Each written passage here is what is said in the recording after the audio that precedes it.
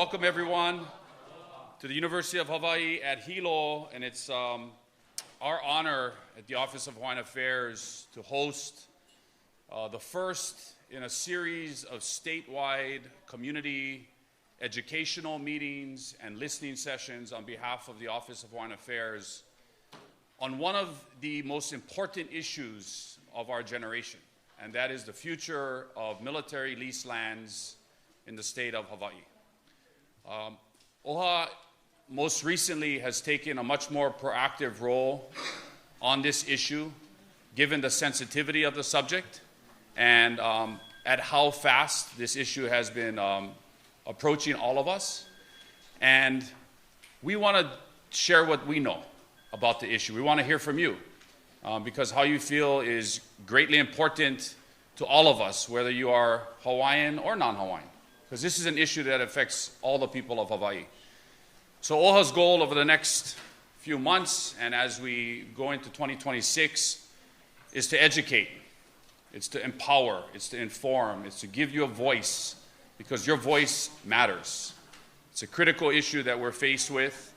It's one that leaders of a different generation faced back in the late 1950s and the early 1960s, and we're going to look at what some of those leaders faced back in the early 1960s and how they approached this issue.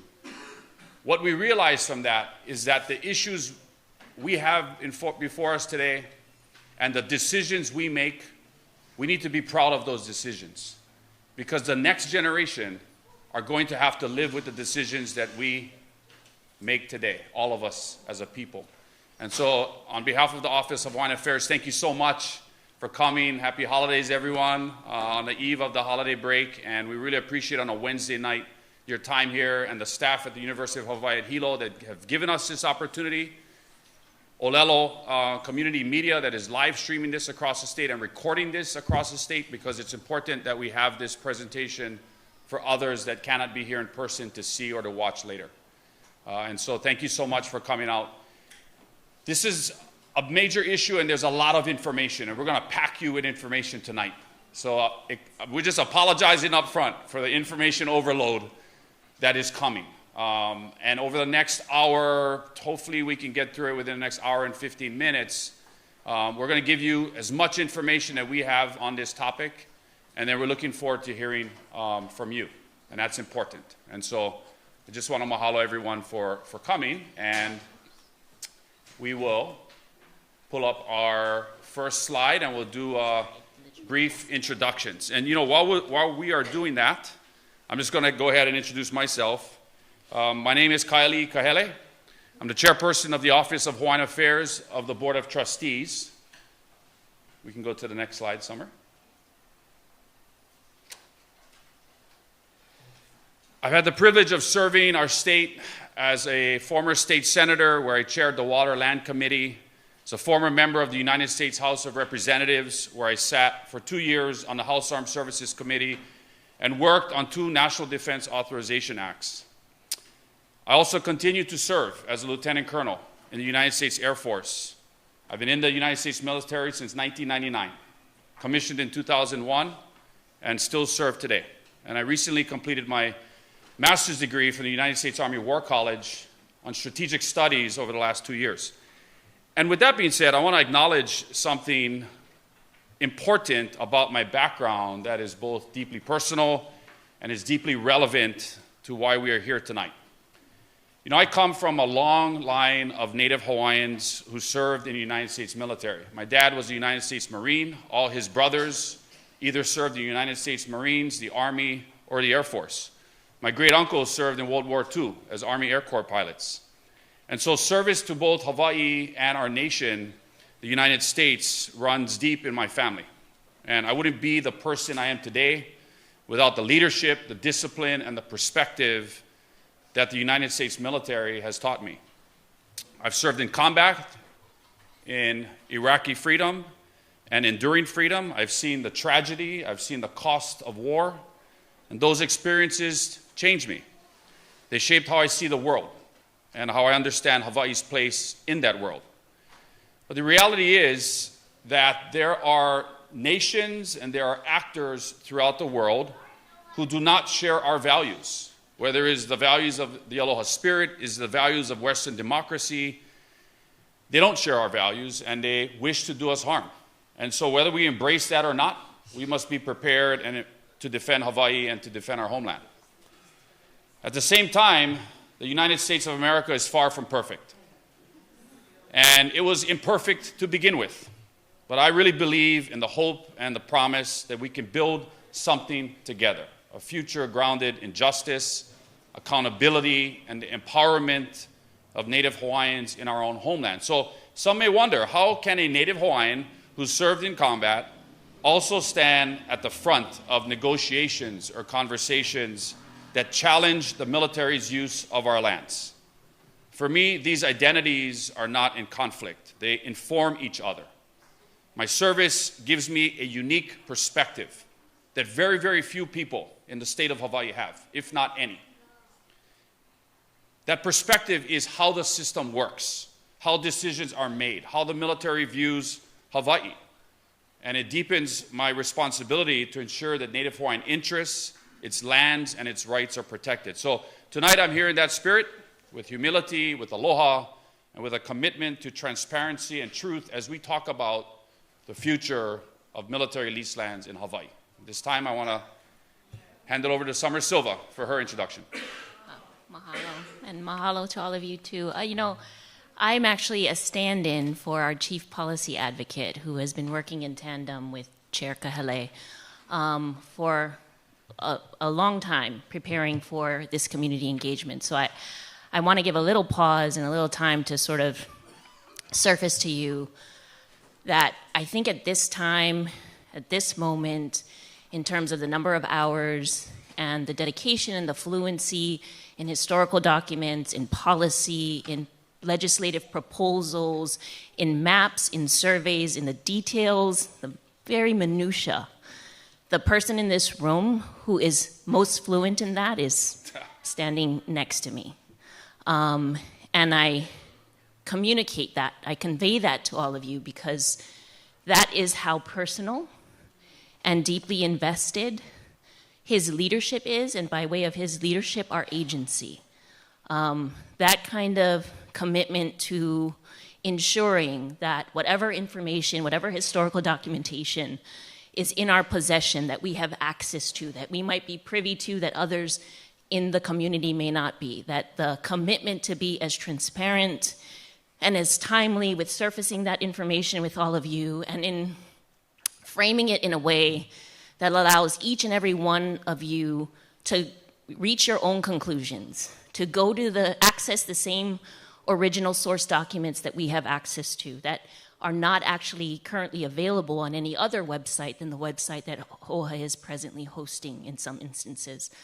That is the level of commitment that we have in this engagement around military leases for the duration of this conversation being relevant. And the work on this started before the news hit the headlines. The work on this started when this leadership transition happened and our own personal proximity to these issues became much more like time sensitive. I say that having worked on the Ching v. Isla case. I was one of the 2 attorneys who argued the case before the Hawaii Supreme Court. And for those of you less familiar with that particular case, that was the case around Pōhakuloa, around the state's obligation, its affirmative duty, like it had to be proactive in its trusteeship over those lands and over its stewardship of those lands as the lessor. It established a malama āina as a value that is legally mandated. And so the idea of Pōhakuloa, that lease coming up for expiration and potential renewal, and then the risk of condemnation speaks to decades of work that predated this particular conversation and speaks to aloha āina cultural icons who were part of the narrative and the story that made people care. Uncle Kuching, Auntie Maxine Kahauleloa, like all of these folks were integral to making sure that the story of these places, that these wahipana, are not forgotten. It is also important to, I think, I just came back from the WIPSI, with the World Indigenous Peoples Conference on Education in New Zealand, and I can tell you that the story of what Native Hawaiians are facing and confronting here in Hawaii is not lost internationally with our indigenous cousins, that they are standing in solidarity.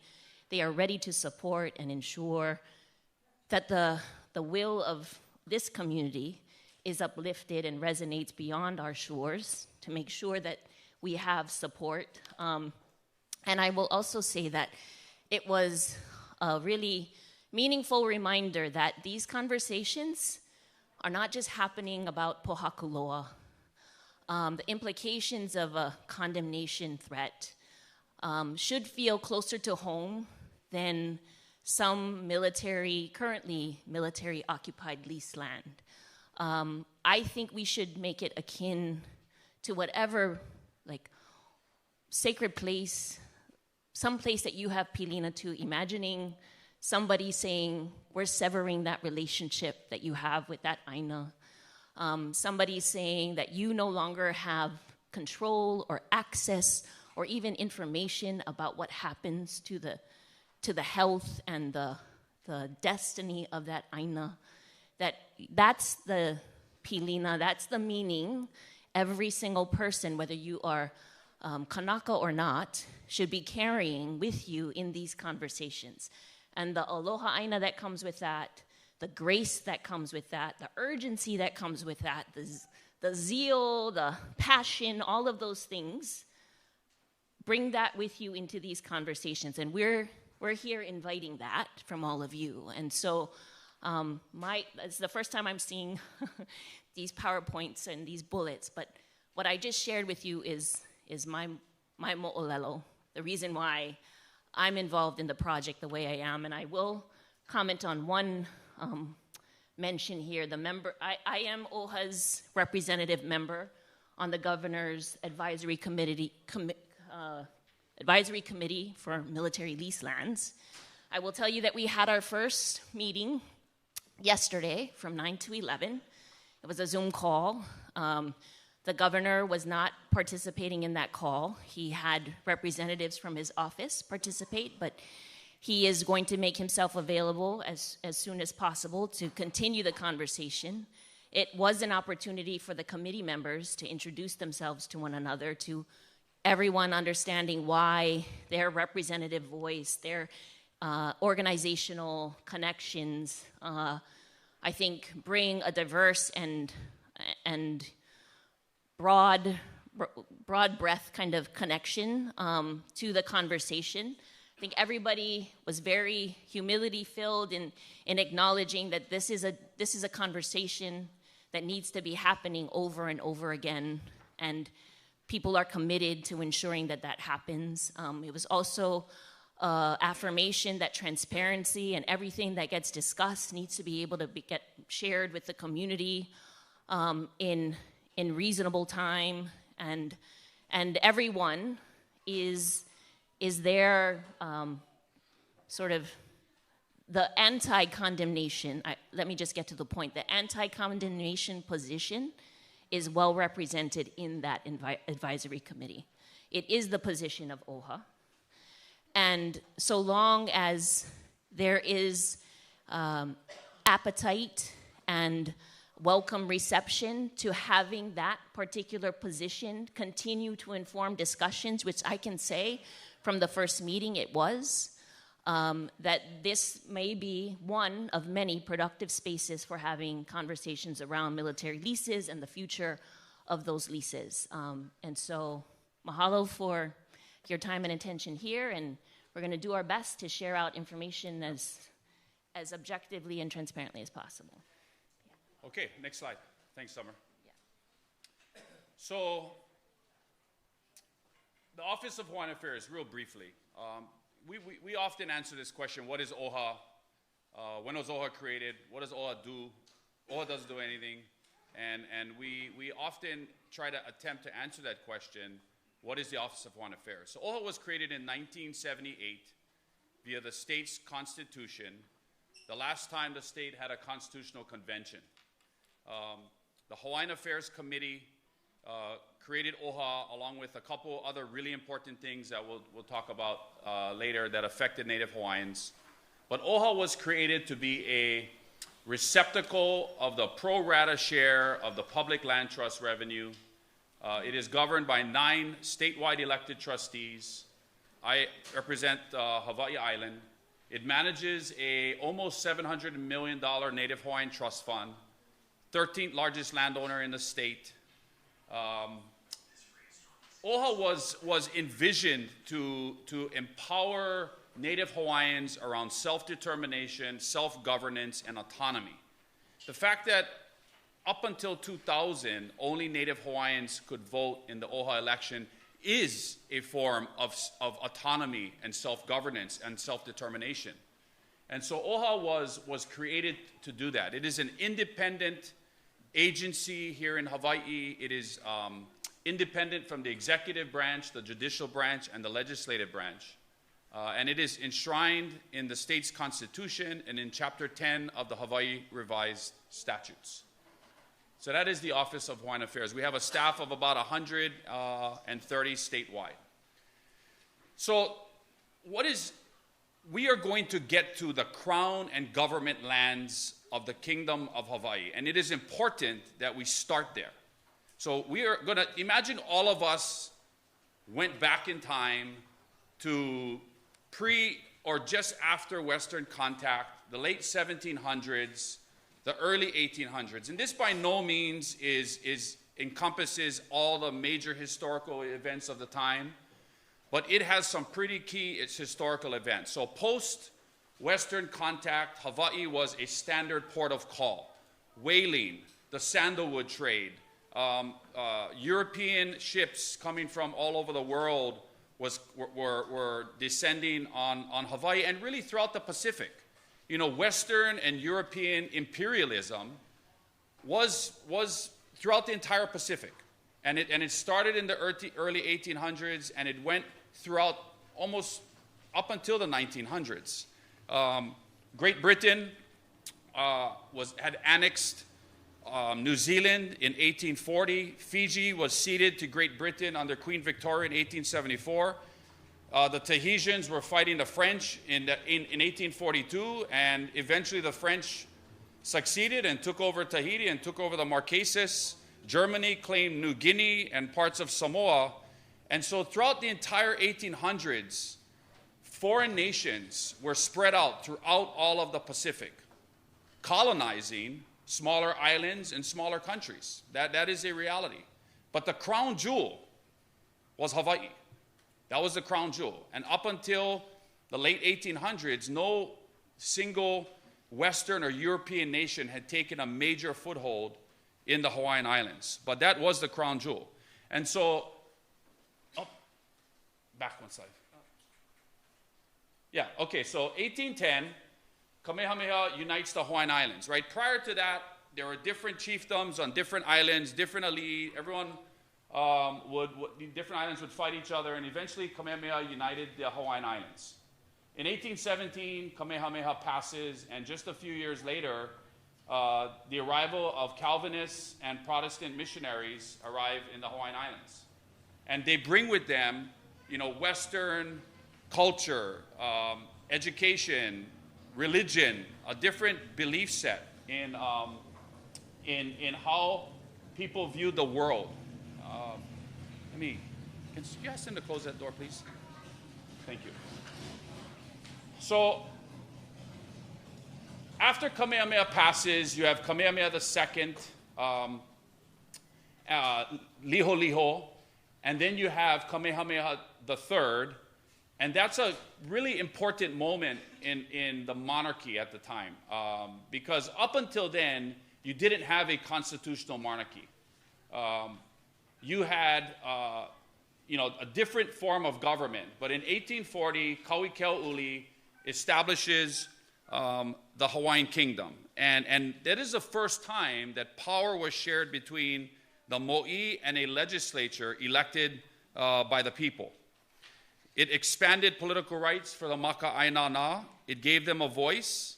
But in the kingdom during that time, Western influence was heavy. European influence was heavy. And so foreign advisors, even from 1840, when the first constitution was promulgated, was pushing for private land ownership to align Western property concepts. Because prior to that, there was no concept of private land ownership in Hawaii. It basically existed from King Kamehameha II, until the constitution was done by Kamehameha III. 1848 is a big date in Hawaii because that is the Great Mahele. And the Great Mahele is when Kamehameha III divided lands throughout the Hawaiian Islands. There's about 4.5 million acres of land throughout the entire Hawaiian Islands today, the main Hawaiian Islands. But Kamehameha III, through the Great Mahele, divides those lands, and he is the first to be able to choose the lands that he reserves for himself. And he chooses about 2.5 million acres of land. And almost immediately after that, he separates those two lands. 984,000 acres are designated as the crown lands. 1.5 million acres become lands of the government of the Kingdom of Hawaii. And the intent was to transition toward legally recognized land titles. But that's what the Mahele does. It creates the crown and the government lands. It apportions lands to the ali'i, and it also gives a little bit of land to the maka āina. Now, the Kuleana Act that would come 2 years later would attempt to address that. But the origins of the crown lands begin with Kamehameha III. And that is going to be really important because that still affects us today. So 984,000 acres were the crown lands of Kāwili St. In 1850, and let's see, anything else here? Okay, 1850 is the Kuleana Act. The Kuleana Act allowed maka āina nā, or the commoners, to file land claims for lands that they were cultivating at the time and give them an additional acre for home ownership. That was in 1850. But because the process was tough, it was burdensome, far fewer Kuleana parcels were awarded than the kingdom had hoped for. But that was the Kuleana Act. And there are Kanaka today that still have Kuleana lands. And there are also special laws that are enacted by the counties that relate to Kuleana lands and taxes and things like that. But that was really important as well in 1850. Also in 1850 was something that is not on the slide but is and should be noted. And this was the Alien Land Ownership Act that was passed by the kingdom's legislature at the time.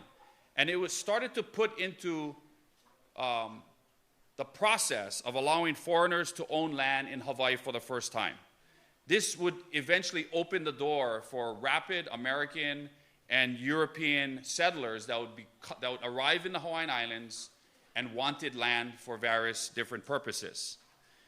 In 1864, the crown and government lands through the Constitution is legally there's the reaffirmation of the legal separation between the crown and government lands take place.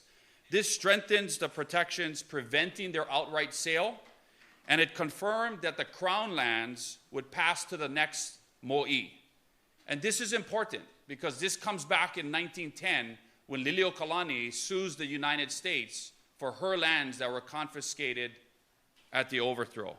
So that's the 1864 Constitution that reaffirmed the legal separation between the crown lands of Kāwili St. and the government lands of the Kingdom of Hawaii. In 1865, the crown lands are made inalienable. What does that mean? It means they can't be sold. Those 984,000 acres, by now Kamehameha III has passed. Kamehameha IV and soon to be Kamehameha V are rising to power. They were the direct descendants of Kamehameha. And what the the law that made the Crown lands were declared inalienable in 1865, they paid off debt from Kamehameha IV. The Crown lands were deemed inalienable, which they could not be sold by the monarch. Leases were limited to no more than 30 years. And lands were designated that they would descend to their heirs and their successors of the Hawaiian Crown forever. So by 1865, the Crown lands are declared inalienable. You cannot sell them, almost 1 million acres, and that they would be passed to the successor mo'is after the current mo'i would pass. In 1872, Lunalilo is now elected, and he was elected by plebiscite. He was a half-brother of he was a descendant of one of the half-brothers of Kamehameha. But the Kamehameha line effectively stopped with Lunalilo. He was the first elected monarch by plebiscite, and he's he is the first monarch that starts to have early conversations about ceding Pu'uloa or the Pearl River to the United States military. He offers that up in 1872, and part of that would be reciprocity with the United States. And that is met with such fierce opposition throughout the Hawaiian Islands that he pulls back from that. But every ali'i during that time, even Bernice Pauahi herself, opposed the secession of the Pearl River or Pu'uloa, or what is today Pearl Harbor, to the United States military. But that is important because that's the first time that really we can see when the United States is trying to establish a military position or a stronghold in the Pacific. In 1874, Kalakaua is elected, and there's a big election in the state between Queen Emma and Kalakaua. Ultimately, Kalakaua is elected. He had aligned himself with American interests at the time, and part of that was there was a lot of talk about reciprocity.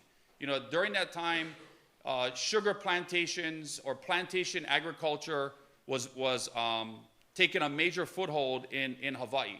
And so American interests supported Kalakaua's election. Ultimately, Kalakaua was elected. Kalakaua is also credited with supporting and reviving the cultural traditions of Hawaiian identity. We honor him today with the Merry Monarch Hula Festival. In 1875, the Reciprocity Treaty happens, and this opens U.S. markets to Hawaiian sugar without tariffs. This was a big deal because it sparked a huge economic boom in Hawaii. It led to rapid expansion of plantations, from 20 plantations to 63 plantations in less than 5 years. And over the course of the next 60 years, almost 400,000 contract laborers would be brought into Hawaii from Portugal and from China and Japan and the Philippines to work on the plantations. And obviously this changed dramatically the character of the Hawaiian Islands at the time. But in the Reciprocity Treaty, that did not include the cession of Pearl Harbor to the United States military, but it did intensify foreign interest in the Crown lands. Because if you remember, the Crown lands were inalienable in 1865. Kalakaua could not sell those lands, even though foreign interests wanted those lands because they were some of the best lands for plantations, the best lands for agriculture.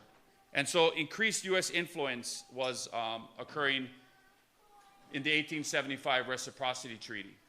In 1887 is the Bayonet Constitution, and by now you have Sanford Dole, Lauren Thurston, you have Castle, you have the Hawaiian League, and Kalakaua is forced at gunpoint to sign the Bayonet Constitution. And this was huge because it shifted power from the monarchy to the legislature. It created a House of Nobles that was elected rather than appointed. It enforced property, income, and literacy requirements in the kingdom. So if you couldn't read or you didn't own property or you didn't have wealth, you couldn't vote in the elections. It was disenfranchising Native Hawaiians from participating in the electoral process, and it dramatically reduced Native Hawaiian political power. It empowered militias like the Honolulu Rifles, that would eventually come back in 1893 to support the overthrow. And they were aligned with the Hawaiian League that was led by Sanford Dole and Lauren Thurston, architects of the Committee of Safety who would eventually overthrow the Hawaiian Kingdom. The Bayonet Constitution abrogated the 1865 Constitution, and it undermined royal authority. It also imposed voting restrictions, favoring Europeans and Americans over native subjects. Shortly after the Bayonet Constitution, a supplemental treaty happened that added Pearl Harbor to the mix. And this is the first time that the United States was allowed through a supplemental treaty, the Treaty of Reciprocity, where they could start to establish a coaling station and a repair station for the United States military, specifically the Navy, at Pu'uloa, at Pearl Harbor, and that was in 1887. Liliuokalani becomes queen in 1891, and she attempts to shift power back to the monarchy. That is her goal, is to bring power back to the monarch, to promulgate a new constitution. There is a lot happening in the kingdom in the late 1880s of the 1800s and the early 1890s. And it culminates with the overthrow of the Hawaiian Kingdom and the overthrow of Queen Liliuokalani in 1891. And obviously that is a watershed moment in the kingdom. It destabilizes the kingdom. It led to the overthrow. And that was supported by the U.S. Foreign Minister Stevens, that was in the Hawaiian Islands at the time, supported by the United States Marines who landed in Honolulu, and supported the Committee of Safety that overthrew the Queen. And by the end of the day, on January 17, 1893, the Minister Stevens recognized the provisional government and the ending of the Hawaiian Kingdom. And that would later come back and that happened in the Harrison presidency. Shortly after, you had the Cleveland presidency, where he sends Blount to come to Hawaii to do an investigation, and they determined that, yes, the United States wrongfully overthrew and supported these individuals that overthrew the Queen and established the provisional government. And that happens in 1893.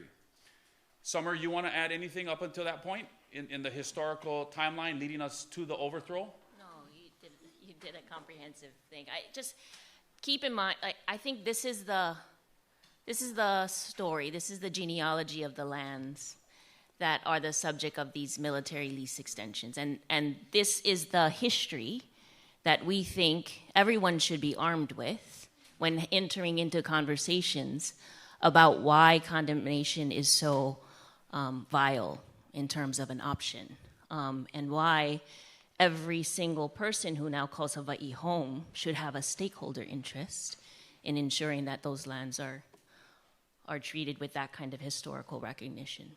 So on that day, when Liliuokalani, to prevent further bloodshed of her people, stands down with the intent that she would bring her complaint to the United States and have her kingdom restored. That was the goal. But when the provisional government overthrows the kingdom, they take and illegally confiscate what exists during that time, which is the kingdom government lands and the crown lands of the monarchy of Liliuokalani. Those two lands is what along with other lands, is what the provisional government takes. The provisional government immediately starts to push for annexation, and they run into trouble because there's President Cleveland, who was against annexation and against the overthrow and wanted to find out what happened, sends Blount to the Hawaiian Islands to do their investigation. There's a lot of differing opinions in the United States Congress during that time. Depends on who was in charge. But what is clear is that the provisional government, led by Dole and Thurston and others, are not able to convince the United States Congress at that point to annex Hawaii. And as we all know, 2 times a treaty of annexation was failed to get ratification in the United States Senate. So the provisional government decides a year later to create the Republic of Hawaii, and they do so in 1894. they established the Constitution of the Republic of Hawaii in 1894, and in Article 95 of that Constitution, they formally take the Crown lands. At the time, estimated to be 971,463. Remember, it was originally 988,000, but then part of that land act was paying off Kamehameha IV's debt, and whatever was left was now inalienable. So at the Republic of Hawaii's Constitution that was established, there's 971,463 acres of Crown lands taken by the Republic of Hawaii. A year later, in 1895, this is something that Stanford Dole had been trying to do for 20 years, and that was to merge the Crown and government lands and make them able to be purchased by foreign ownership. Make them take away the inalienability that was established, and they accomplished that in 1895, in the 1895 Land Act. So the merger of the Crown and government lands. RHRSs still refer to the 1895 Land Act. It still exists in our Hawaii Revised Statutes because that's an important date and an important distinction for the Crown and government lands. In 1898, annexation happens, where 1.8 million acres are ceded to the United States. And there's two follow-on slides after that. So I'm going to stop there and then we'll come back. Let's go to the next slide. Okay. So the Kingdom of Hawaii, or the Republic of Hawaii, is, after two failed treaties of annexation, the House of Representatives passed the Newlands Resolution. The Newlands Resolution was made to model over similar congressional legislation that allowed the state of Texas to become a state. But it was totally different than what was done for the state of Texas. But the Newlands Resolution is signed into law on July 7, 1898. And there's a really important piece in the Newlands Resolution. Not only does it result in the secession of Hawaiian sovereignty and the conveyance of 1.8 million acres of government and crown lands to the United States, but in that one act, Hawaii becomes an unincorporated territory, meaning we were never guaranteed for statehood. So the Hawaiian Islands fell under the United States, under its U.S. sovereignty, but it was never fully part of the United States. So legally, a U.S. territory is a legal status that the United States can convey to another country. But functionally, Hawaii functioned as a colony from 1898 on through the 1900s. We had no voter representation in Congress, no ability to choose its own head of state. That was done by the President of the United States. U.S. officials exercised complete control over the government. And Native Hawaiians, as we know from the Kauai petition, did not consent to annexation or the overthrow. And existing laws of the United States. Now, what is really important about the Newlands Resolution is Congress is having these discussions throughout 1893, 1894, 5, 6, 7, 8. And they realize that the confiscation of those lands at the overthrow, bringing the government and crown lands together in 1895, that there's a major issue out there in Hawaii. And so when they take the Hawaiian Islands as a unincorporated territory through the Newlands Resolution, they specifically highlight the public lands in the Newlands Resolution. And they explicitly say that these lands that are being ceded to the United States, 1.8 million acres, do not fall under the same lands that existed in the United States during that time as federal lands. That the Congress would have to enact a special law for these lands because they realize the significance of these lands to the Hawaiian Kingdom, the inhabitants of the people of Hawaii at the time, which majority were Native Hawaiians. And so if you go to the next slide, here's the Newlands Resolution. Third paragraph. The existing laws of the United States relative to public lands shall not apply to such lands in the Hawaiian Islands. But the Congress of the United States shall enact special laws for their management and disposition, provided that all revenue from or proceeds of the same, except as regards, may be used for, or occupied for the civil, military, or naval purpose of the United States, shall be used solely for the benefit of the inhabitants of the Hawaiian Islands for educational and other public purposes. This is the start of the Public Lands Trust in the Newlands resolution. They realized the importance of the government and crown lands, that they were taken from the Kingdom of Hawaii, of which we had over 20 treaties with foreign nations, including the United States, Great Britain, France, and Germany, amongst many others. That these lands were taken, they were ceded to the United States, and they were special. And they should be held in a trust. So this is the start of the Public Lands Trust. It is in the Newlands resolution. Go back 2 slides. So 2 years later, the Organic Act is passed by Congress. The Organic Act creates the territorial government of the time.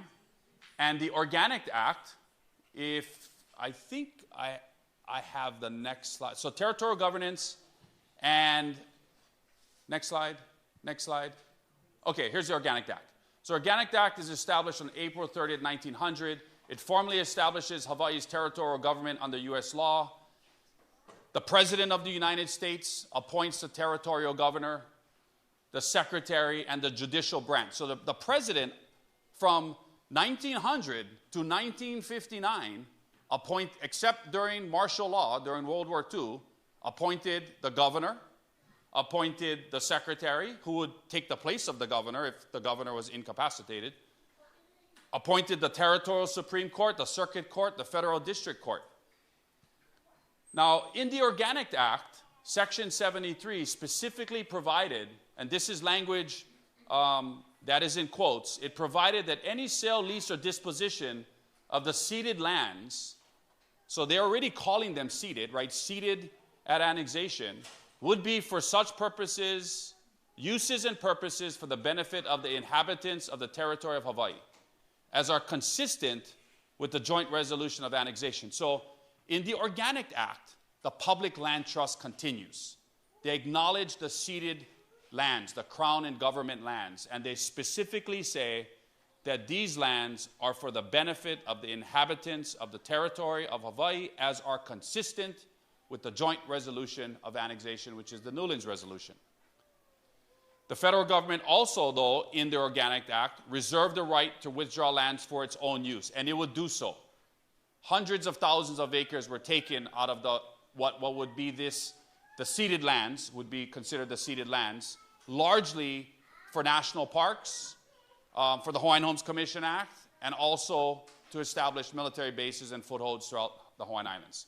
The Organic Act also assigned a non-voting delegate to Congress. We don't need to go back to the next slide, but in 1908, remember through the supplemental treaty in the Bayonet Constitution, the United States can start to establish a foothold, a coaling and repair station at Pu'uloa.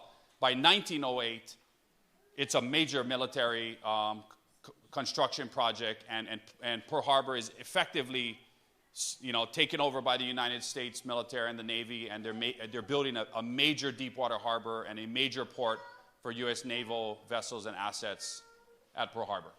So that's 1908.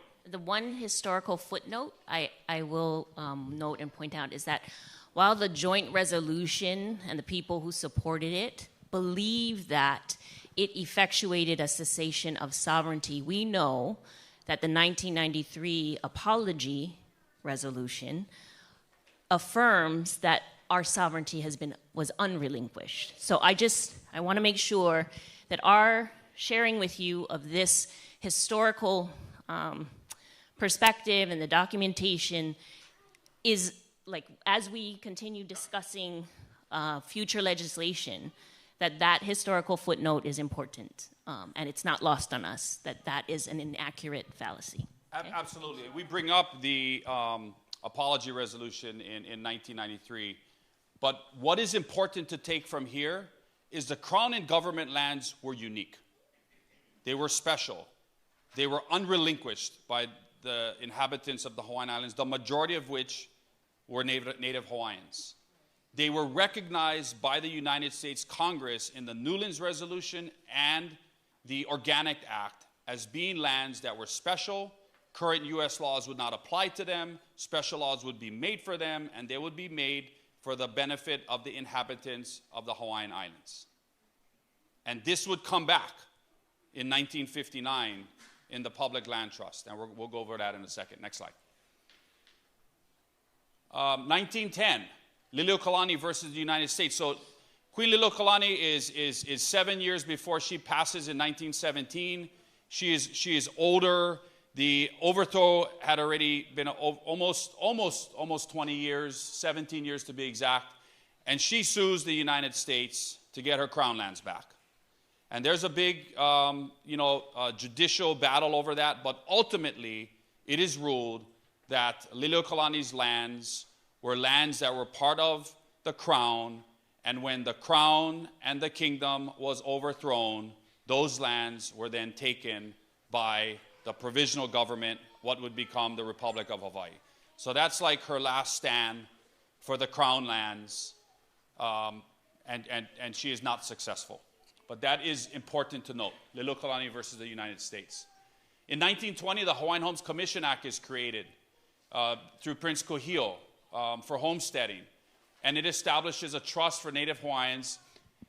From the 1.8 million acres of land that was ceded at annexation, 203,000-ish come out to form the Hawaiian Homes Commission Act land trust, and that's set aside in 1920.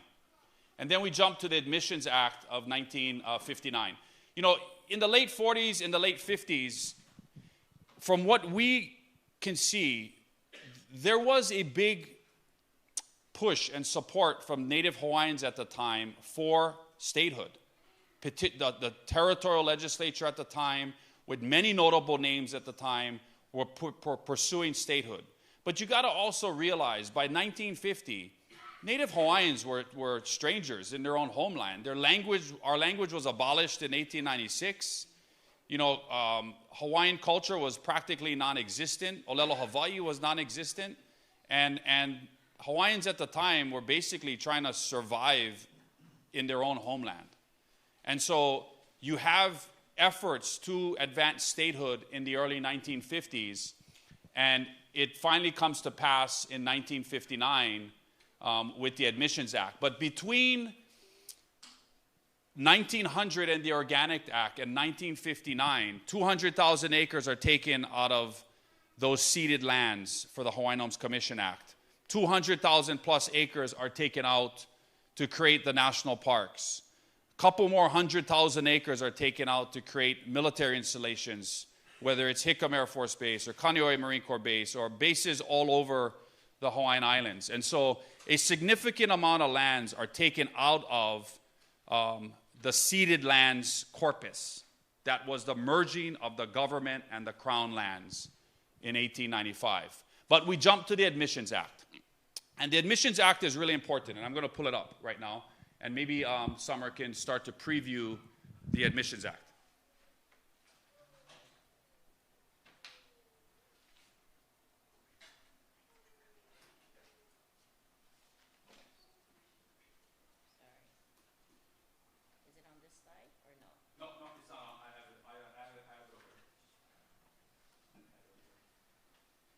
Okay, so I'm going to direct your attention to this, right? This is Public Law 86-3, passed March 18, 1959. What you are looking at here is the personal copy of Territorial Delegate John Burns, who was a big proponent of statehood, and this is his personal version. I spent some time at the Congressional Archives at Hamilton Library at the University of Hawaii, going through the congressional records of the leaders during the late 1950s and the early 1960s, and we'll look at some of their correspondence.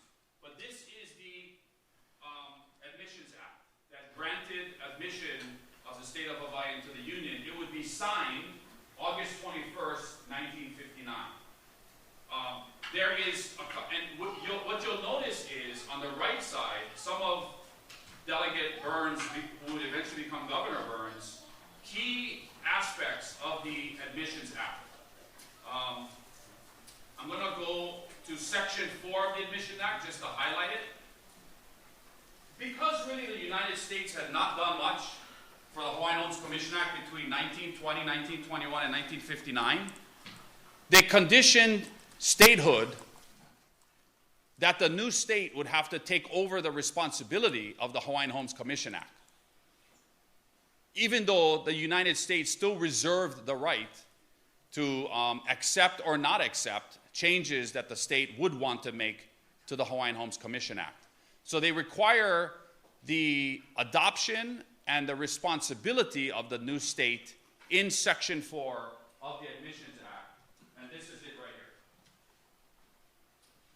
But what is most important, this is the nucleus of the Admissions Act and how it relates to this conversation and this issue, and that is Section 5. And there's several subsections of Section 5 of the Admissions Act, and they still apply today. Section 5 is the land piece. And the overall conversation that we are having is tied to land, is tied to power, is tied to greed, is tied to money. And Section 5 of the Admissions Act describes how land would be treated in the Hawaiian Islands with the new state. So I'm going to walk you through it. Summer and I will walk you through it. So title to property, right? The state of Hawaii and its political subdivisions shall succeed to the title of the Territorial of Hawaii and its subdivisions in those lands and other properties in which the territory and its subdivisions now hold title. So the new state would take over title for these lands. Section B is a land grant section, and Summer, if you can see and help me with the next subsequent sections, these are really important. So the United States grants to the state of Hawaii, effective upon its admission to the Union, the United States title to all the public lands and other public property within the boundaries of the state of Hawaii, to which title is held by the United States immediately prior to its admission into the Union. So the United States is transferring the land to the new state of Hawaii. Everything that the United States held immediately prior to the admission of the Union in Hawaii into the Union. Section C is an important part of the Admissions Act because it says any land and other properties that on the date Hawaii is admitted into the Union are set aside pursuant to law for the use of the United States under any 1 act of Congress, 2 executive order, 3 proclamation of the President, 4 proclamation of the Governor, shall remain the property of the United States, only to the limitations, if any, imposed under. And so this is important because it sets aside lands. Yeah, 287,000 acres. 287,000 acres of land, yeah. Set aside. Correct. Okay. And they would be set aside for the national parks, military bases. This is where the United States is saying, hey, we're giving you back these lands, but we are reserving what we want, and we can do that through an act of Congress, an executive order, proclamation of the President, or the Governor of Hawaii. Yeah, and so that everybody understands the breadth and the details of that, it's 287,078 acres total. Of that, 227,972 acres are national parks, understood would remain in federal land holding, and 59,196 acres are at issue for return under 5E, which we'll discuss a little later. But that's the breakdown of the land holding that falls under that particular provision. The next is any public lands or other public property that is conveyed to the state of Hawaii by subsection B of this section immediately prior to the admission of said state into the Union is controlled by the United States pursuant to permit, license, or permission from the Territorial of Hawaii, giving it 5 years following the admission of Hawaii into the Union, can be set aside by act of Congress or by executive order of the President made pursuant to law. So anything that the United States, on the day of admission into the Union, held by permit, license, or permission, would be, the United States would have 5 years to retain those lands to the day, August 21st, 1964. Section E would also set a 5-year limit, where from the date Hawaii is admitted into the Union, federal agencies would have control over any land or property that is retained by the United States. And so Section E is also another 5-year provision that is incorporated into the Admissions Act. This would eventually, what our delegation and our leaders in Hawaii wanted was they wanted as much lands returned to the new state of Hawaii as possible. But what Section 5E said, and this goes to the land back conversation, is that after 5 years, we don't need to give you any land back. That would be fixed in December of 1963 with a public law that still existed today that allows the federal government, even to today, to return lands that are excess lands, that are not being used by the United States, and return them to the state of Hawaii. And so Section E was fixed in a public law that was passed in December of 1963. And to provide, again, detail or understanding of the breadth of what's at stake, it's 145,747 acres, potentially land back. Could be land back. Correct. Yeah. Okay, finally, the most important part of Section 5 is Section 5F. 5F goes with 5B. 5B are the lands that were given back to the state. 5F is what expands the Newlands resolution. It expands the Organic Act to create the public land trust. The lands of Pōhakuloa, of Makua, and many other lands throughout the Hawaiian Islands that are part of the public land trust are tied to this. This is where the public land trust doctrine comes in. And Section 5F says that the lands granted to the state of Hawaii by subsection B of this section and public lands retained by the United States will be held in trust for the support of the public schools and other public educational institutions, for the betterment of the conditions of Native Hawaiians as defined in the Hawaiian Homes Commission Act, as amended, for the development of farm and home ownership on as widespread a basis as possible, and for the making of public improvements and for the provision of lands for public use. That is the public land trust. Congress only intended the public land trust to benefit Native Hawaiians, small n.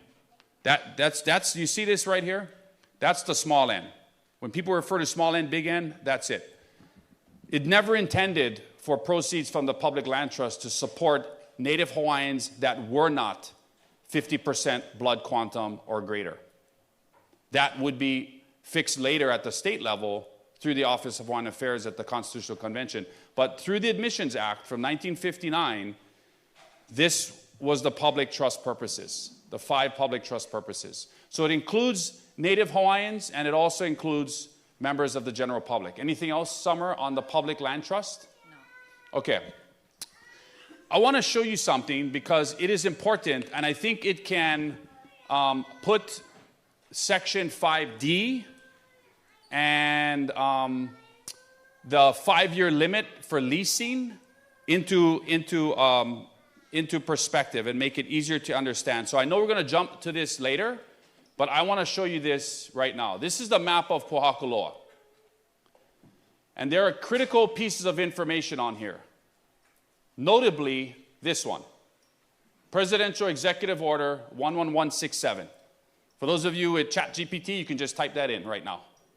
It was executed by President Lyndon Johnson with the authority of Section 5D of the Admissions Act. Remember the 5 years that 5D created? President Johnson exercised 5D 2 days before the deadline to convey 85,000 acres of land from the public land trust into fee simple ownership by the United States. And today, this land here is the impact area. At Pōhakuloa, the base of Mauna Loa is here.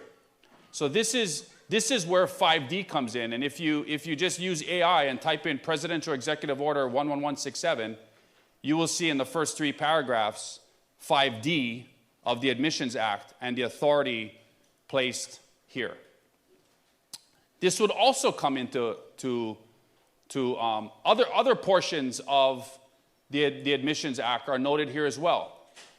The base and the cantonment area conveyed before the Admissions Act by Territorial Governor Executive Order. The lease of the state leased lands executed 5 days before the deadline on 21 August 1964, and that is why this lease expires on 16 August 2029, because 65 years ago, it was executed on 16 August 1964. But this is where major provisions of the Admissions Act come into play. And I think one of the most important things is that the public land trust is the crown and government lands of the Kingdom of Hawaii. They were established by Kāwili. They were the crown lands that were meant to support the kingdom. They were illegally confiscated at the overthrow. They were conveyed to the new republic and eventually the United States, held in public trust via the Newlands Resolution, the Organic Act, and eventually the Admissions Act that created the state of Hawaii. And this exists in our state's constitution today. This will come back in the apology resolution in numerous court cases. And some would even argue that these lands that form the public land trust, that the new state holds paper titles to those lands. Because really, the state is a fiduciary. It is a trustee for the public land trust. All of us, OHA, the executive branch, the legislative branch, are trustees for the public land trust. Summer, anything else on this? No. Okay. Maybe, is there any, you want to take any questions? Nope. Okay, we'll save those for the end. Yeah. Let's go back one slide. Okay. 1963 is an important law, and I talked about the worry that the congressional delegation had at the time, specifically people like Senator Inouye and others, that 5E of the Admissions Act would prevent the land back of any federal lands to be returned to the state if they were in excess.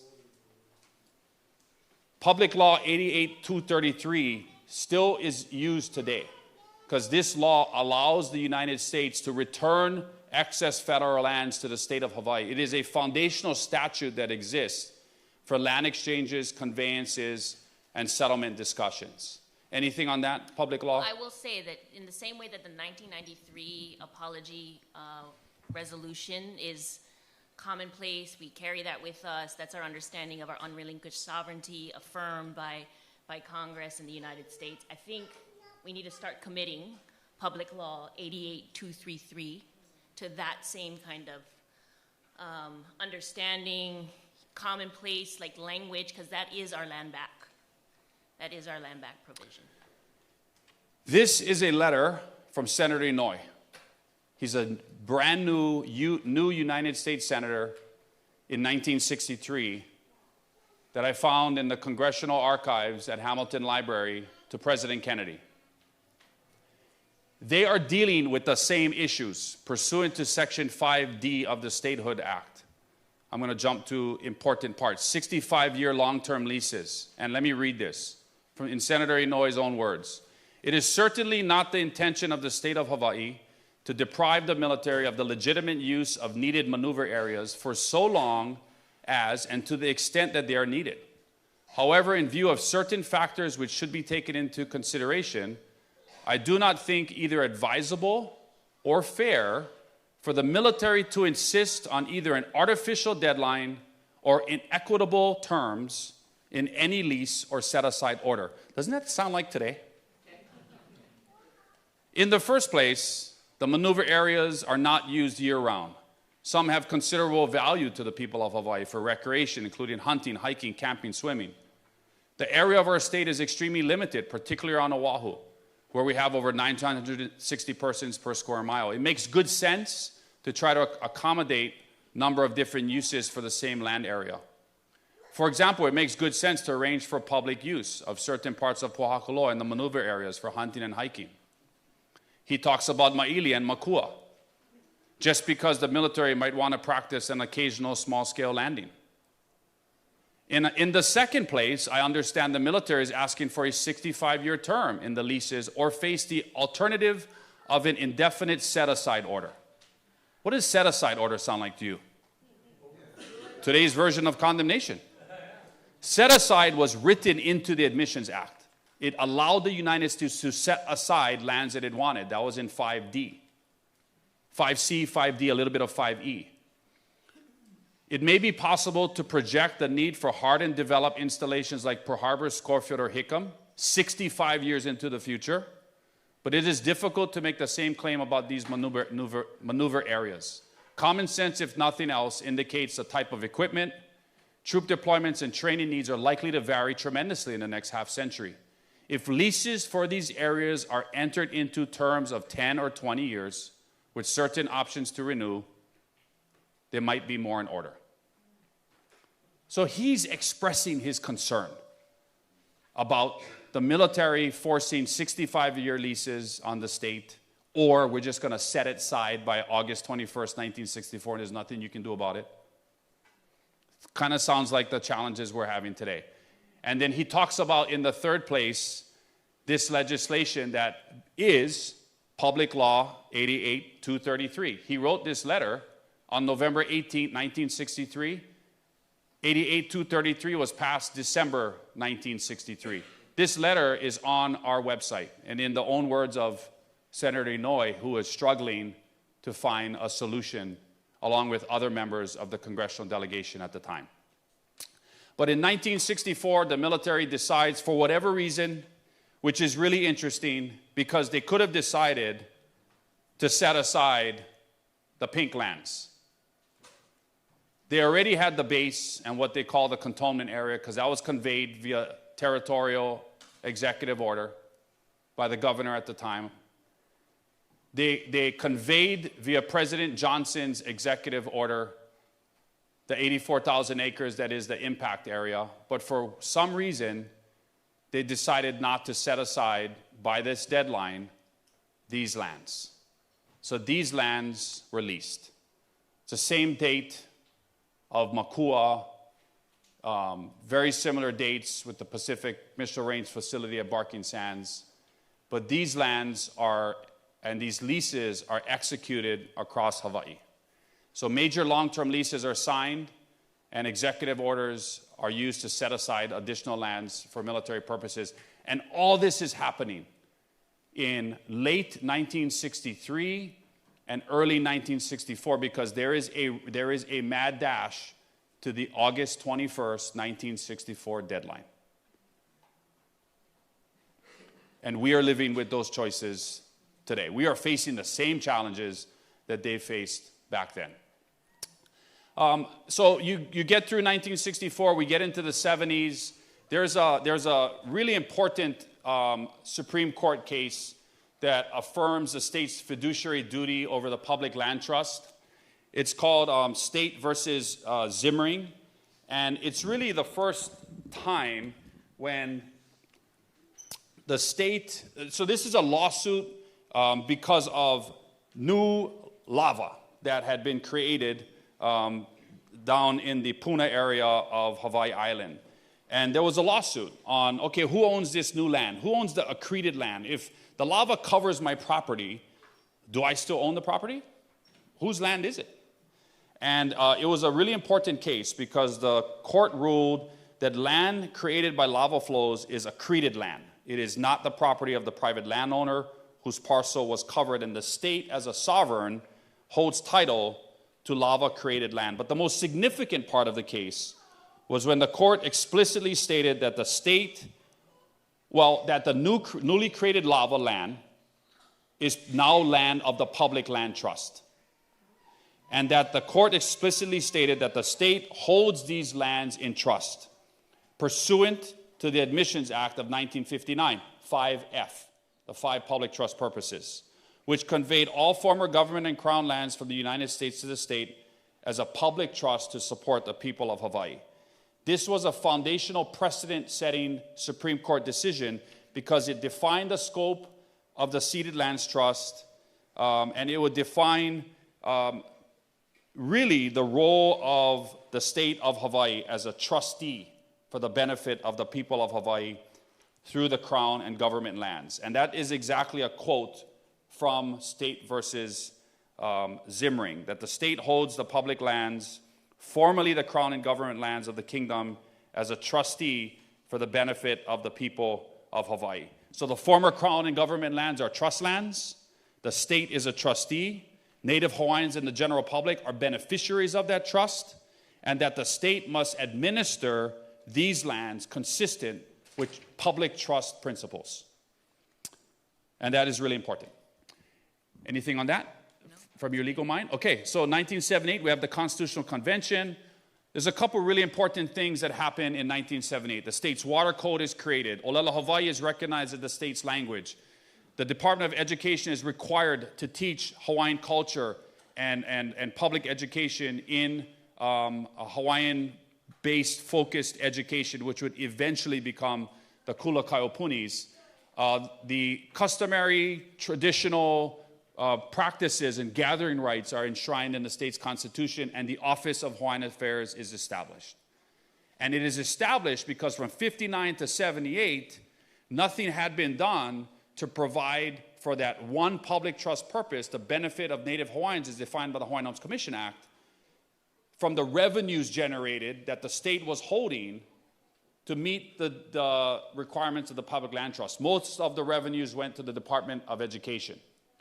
And so OHA is created to be a receptacle for those revenues. It expands the public trust at the state level, at least, by including all Native Hawaiians. And that goes before the state legislature in 1979 that creates Hawaii Revised Statutes Chapter 10. First OHA trustees are seated in 1980, and OHA starts to receive revenues from the public land trust. That has been a fight since 1979. We still don't have a complete, accurate public land trust inventory. But today, OHA receives $21.5 million from the state of Hawaii in public land trust revenues. These are lands that are leased, that generate revenue, that are held by multiple state agencies. I'll give you one example. Banyan Drive, Hilo Hawaiian.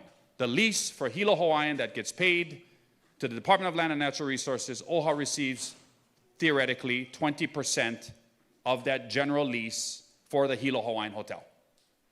The Kanoilehua industrial area, ceded lands.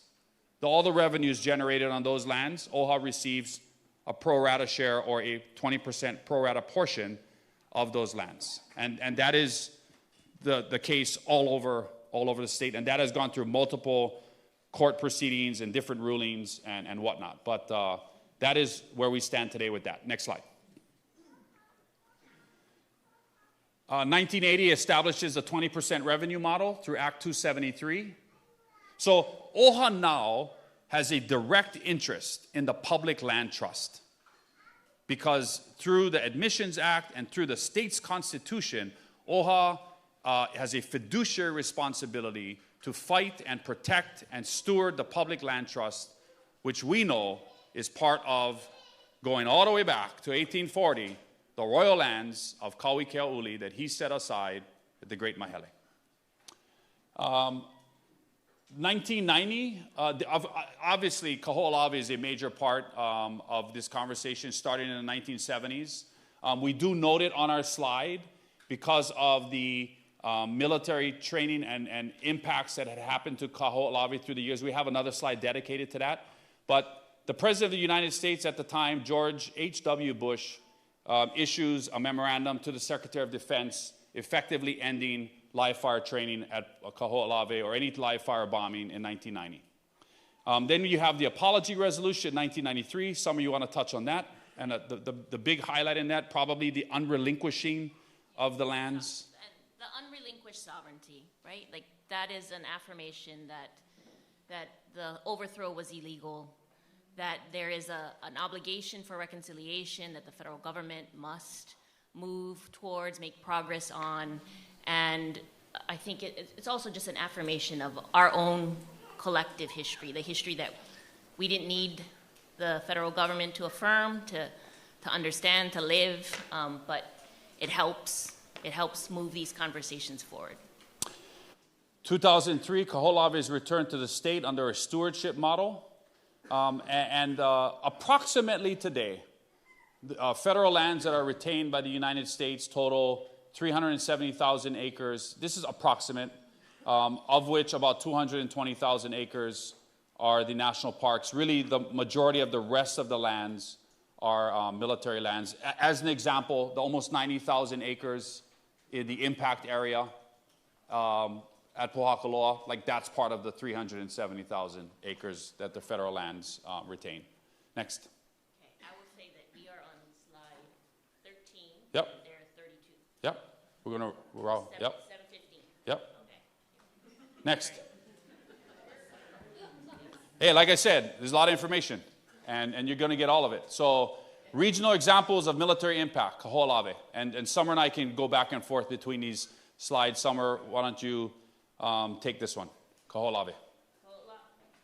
So, Kia'i, I mean, the short story is, like, they were presented with a moment like this one. Activists, aloha āina stewards, ensured that these lands would not be live-fired training, bombing on compelled, that kind of activism compelled lawmakers and federal decision makers to ensure that there was a response that allowed for the return of these lands. They are currently still held by the state, but they are promised to OHA or to the governance, to the kingdom, or reconciliation, when Native Hawaiians establish their own governance structure. And what is also important is that these lands still have degradation, that is the money that was allotted to remediate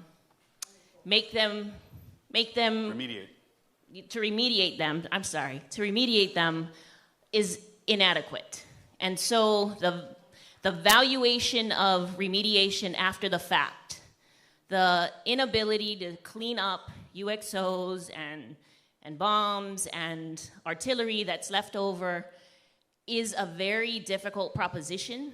And so when we talk about Pōhakuloa and any other land used for this kind of live fire training, we need to ensure that there is a sufficient budget, that there is sufficient studies, that there are sufficient environmental impacts being done, ideally simultaneously and not after the fact, because that valuation process becomes difficult. And Kaho'olawe, while that is a return of land that is promising, it's a return of land in a condition that is still unsafe to traverse, let alone inhabit. And that kind of standard is not the standard that we want repeated. Kaho'olawe is the instructive example of what we don't want repeated when it comes to Pōhakuloa, when it comes to Makua, and any other of the lands that are our subject. Yeah, we have three. We cover Kaho'olawe. We got Makua Valley. Obviously, that's another one. There's about 700, little over 700 acres at Makua Valley that are state leased lands. Another 3,000 acres are federal lands. They were seized by the United States military during World War II. People that lived there were forcibly removed from those lands. They were promised that they would be able to return. They never were given that chance to return. It's been turned into a long-term military reservation. It's caused significant environmental degradation, cultural site damage, disruption to Native Hawaiian access. There was a 2001 settlement that required the Army to conduct a full EIS. The reality is that there isn't live fire training and hasn't been in Makua Valley since about 2004, in the early 2000s. But those that stood up and fought for Makua Valley are largely credited with the Malama Makua Ohana and movement. And today they still do cultural access there. But there's numerous lingering environmental hazards and contamination issues in Makua Valley today. Next slide. Pōhakuloa, the center of Moko Keawe. It's a very powerful and energetically sacred place. It is one of very unique places in the Hawaiian Islands that has multiple climates, multiple ecosystems, 26 species, both plant and animal, that can be found nowhere else in the world. And so it's a very, very special place. It is one of the most largest and widely used training areas in the Indo-Pacific. It's not just used by primarily the United States Army, but it's also a joint multinational and coalition forces training installation. It's one of the only places besides Kāula that supports live fire exercises of various different types of training, whether it's ground maneuvers, unmanned aircraft operations, strategic airdrop, or combined arms maneuvers for combat readiness. Maybe Summer, speak really quickly to Ching versus Case. As stated earlier, affirmative, proactive, can't sit on your trustee duties and or delegate those duties to the lessee. You need to affirmatively steward these lands, steward the lands that are entrusted to you. This set the standard for how the state, because it was a state court decision, has to be a good steward, has to enforce its lease provisions, has to require the kind of cleanup, the kind of inspection, the kind of inventorying that we want to see happen everywhere else that feds have. And I think why Ching versus Case is important, and why this larger conversation is important, and just to orient ourselves looking at this map. This is an important map. Mauna Kea and the Science Reserve is here. This is where the base is. Most people don't know the land use there or who controls what, but the federal government controls the base. It controls Bradshaw Army Airfield. Here's the old Saddle Road. Here's the new Saddle Road that goes just to the north of the base. So that is federal land that the United States owns in fee. It also has the impact area that was conveyed by President Johnson via executive order. The federal government purchased from Parker Ranch in 2006 about 24,000 acres. The DKI highway, as you go down to the bottom of the intersection here, that runs just to the edge of what they call the Keamuku parcel, or 24,000 acres. But the pink area is the state leased lands. And why the state leased lands are so important is these are largely the lands where the live fire training and the weapons that the military uses are launched from, are used from. And why this area is important to stay under state leased land is if it wasn't under state leased land, Ching Case means nothing, right?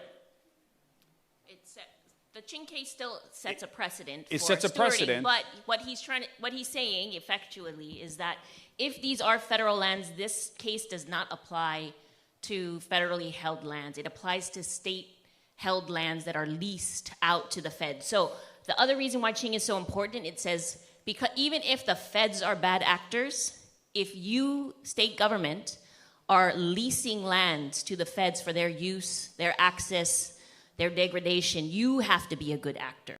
You cannot join the bad actor. You have to proactively do something higher in terms of your fiduciary duty. But if these laws apply only to our state-owned, state-controlled lands, and it doesn't apply to federal. That's the point I'm trying to make, is these lands are managed by the Department of Land and Natural Resources Land Division, right? They manage the lease. DLNR is responsible. That is what Ching Case was, that the state, by the judiciary, DLNR was determined to basically breach or fail to meet the terms of the lease in holding the lessee responsible for the protection and cultural, biological, environmental. And the fulfillment of the lease terms. The lease itself spoke to these kinds of protections, and the state wasn't enforcing it. If these lands become federal lands, we will have no say over what happens there, ever. Today, there is cultural access that happens, largely credited to a previous base commander, J.R. Borsey, that established cultural access and allowed or started to develop a relationship where practitioners could go onto the base during the makahiki or at different times, right? Part of that is because these are still state leased lands.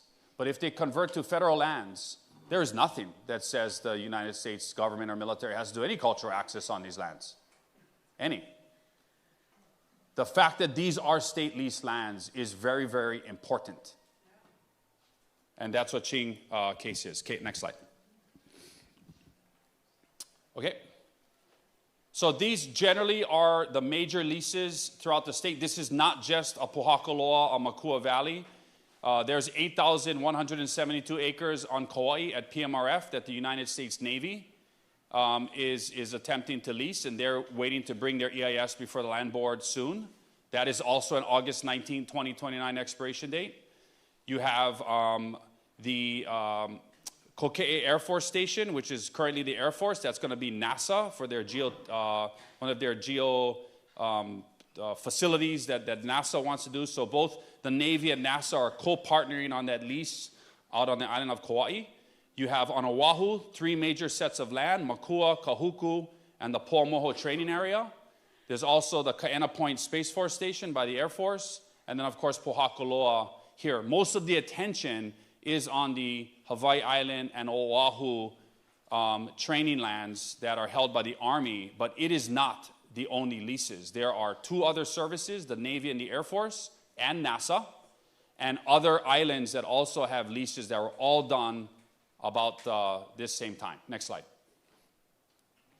Brief map, the Pōhakuloa map you're very familiar with. The middle map is the Pacific Mesa Range facility lands at Barking Sands. The leasehold area is the dark purple. The easement area is the light pink. That's on the Mana Plain. And you also have leasehold lands up on the ridge. And then on the right side is your Makua military reservation lands on the island of Oahu, as well as Kahuku and Paumoho. Mostly the front, I don't have my laser pointer, but the front of Makua, where you have about 700, little under 800 acres of state leased land, is the yellow area. And the rest of the valley, over 3,000 acres, is the federal lands. Next slide. So one of the things that OHA has taken a position on is bringing a constitutional amendment in front of the legislature in 2026 to prohibit live fire military training on the state's leased lands. That is a resolution that was adopted at the most recent Association of Hawaiian Civic Club Convention. The Board of Trustees has adopted it. We have drafted a bill, and we're going to ask to introduce it in the legislative session, this coming legislative session. We believe in 2025, the people of Hawaii should weigh in on this issue, whether or not live fire military training can happen on the state's leased lands, whether it is being fired from or fired into. Now, why is that important? These next 2 slides will cover that. These are the 2, and not all, but these are 2 of the weapon systems that are fired today at Pōhakuloa. One of them being heavy artillery, M777, lightweight, 155 millimeter caliber towed howitzer. It can fire a range of projectiles up to 24 miles away. This would be for the projectile that can be fired the farthest. But generally speaking, it's anywhere between 10 to 18 miles away is what they shoot from. It's shot by the Army and the Marines. It's highly mobile. It has a digital fire control system. And it's really used for long-range, accurate, heavy artillery fires. The M777 heavy artillery is what is fired from these points. Because if you look at the impact area, you have to get out into these areas to have the range to shoot 10, 12, 15 miles away. So even if these lands came back to the state of Hawaii and the federal government retained these lands and they wanted to shoot the M777 from their own federal lands, if they had access to those lands, it's reducing the range of the weapon system for full operational training. That's why these lands, the pink lands, are so important. The other type of platform they're using most recently is the HIMARS, Mobility Artillery Rocket System. This is also used by the Army and the Marines. It is a light multiple rocket launcher. It's mobile, so it's a shoot and scoot is what they call it, because you can shoot and you can move. Because it is mounted on a tactical vehicle, essentially a truck frame. That one pod has 6 guided multiple launch rocket systems. It can have 1 if it is launching an ATACMS, but the ones that they shoot at Pōhakuloa are 6. And essentially, it's shooting about the size of almost a telephone pole or half a telephone pole. It is inert. It is using its kinetic energy to hit the impact area. It is being controlled by a fire control system, and it is used heavily for tactical training, especially in the island chain regions in Hawaii and the Western Pacific. When we asked, what does it take for a soldier or a Marine to maintain annual qualification and proficiency to shoot the HIMARS in a kinetic environment, that would be 2 live shots a year to do that. You can do the non-kinetic training, right? Simulate everything up until the actual projectile coming out of the launcher. But in order for the soldier or the Marine to be properly trained, to be mission qualified to deploy into combat, they need to shoot that missile twice per year. And they can do that here in Hawaii. They can do that in the Western United States, depending on if they're in the Army or the Marines. They can also do that forward deployed when they go to the Philippines or Indonesia or Palau or other joint exercises where they train with coalition partners. But today, they shoot this at Pōhakuloa. And so if you go up to Pōhakuloa, you will see that it is mobile. It is different than the heavy artillery that is not mobile, right? This thing is towed. Once it is set in place, it's not a shoot or scoot, right? Once it's there until you can use your crew to move it. Next slide. Why is live fire military training important or not important? Well, it does a lot of environmental damage. We know that. Whether it's unexploded ordnance or exploded ordnance, soil contamination, wildfires that occur, habitat destruction, noise and vibration impacts, cultural site damage, dust, air, microparticulates, water impacts. So that is the environmental damage that we know happens from live fire military training here on Hawaii Island. And why this matters for our āina? It's because this is a special place. Our ecosystems are fragile. They are endemic. They are fire intolerant, culturally rich. What happens in Mauka happens in Makai. So what happens in the upland watersheds happens in our oceans. And our island is least equipped to absorb fire, explosive, contaminants, and habitat destruction. That's why live fire military training is a big deal for us, and it's why OHA has taken the position we have taken. Next slide. And I'll quickly add that it's also why maintaining the state character, the public trust character of these lands are so important, and why the leverage in negotiating lease terms that impose conditions are really important. Our Hawaii Environmental Policy Act is one of the most robust acts in the country.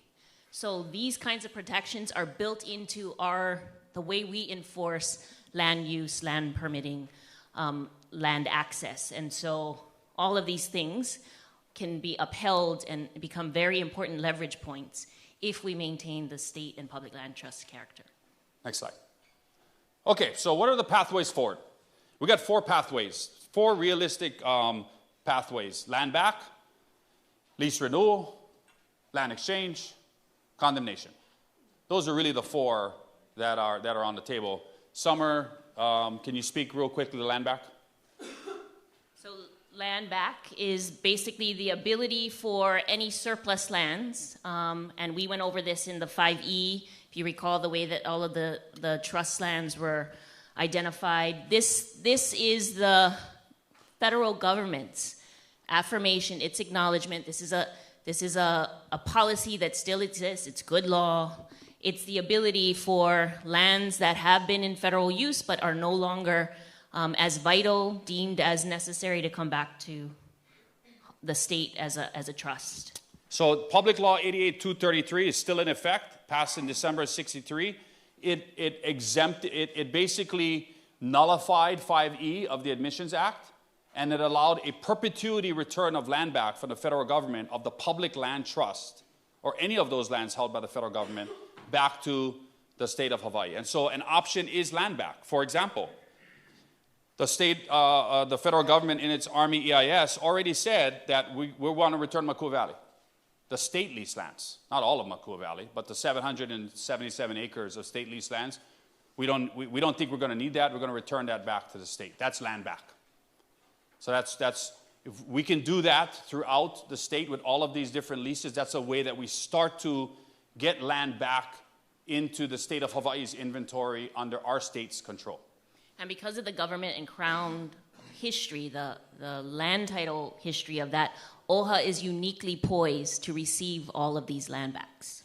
OHA and or a Native Hawaiian governing entity is uniquely poised to receive these particular lands. Next slide. Lease renewal. So lease renewal is definitely one of the options. The Department of Land and Natural Resources is the designated state agency that manages the public lands and the public land trusts. They're the ones that have the most of those lands, and they're the ones that have all these lands that are leased. In order to get a lease renewal, you've got to do and comply with Hawaii's laws, one of which being is HIPAA and HRS 6E. And so in order to get a new lease, and we know these leases expire in 2029, of any term, right? These leases are going to expire. Without any legislative actions, these leases will cease to exist on August 16, 2029. In order to get a new lease of 10 years, of 20 years, of 65 years, you need to comply with the state's laws, right? Which is HIPAA in Chapter 343 and HRS 6E. That requires an EIS, a HIPAA EIS, right? Environmental impact study. That was done. And the Army presented that to BLNR, and the Board of Land and Natural Resources rejected the Army's EIS for both Pōhakuloa and Oahu. The DLNR chair issued a letter on May 14, 2025, we have it on our website, that articulates to the Army why their EIS for Pōhakuloa was insufficient.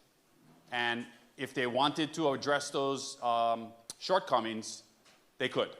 The Army issued their record of decision to move ahead with their selected alternatives, and currently the Kauai EIS and is still pending their presentation in front of the Land Board and or their record of decision.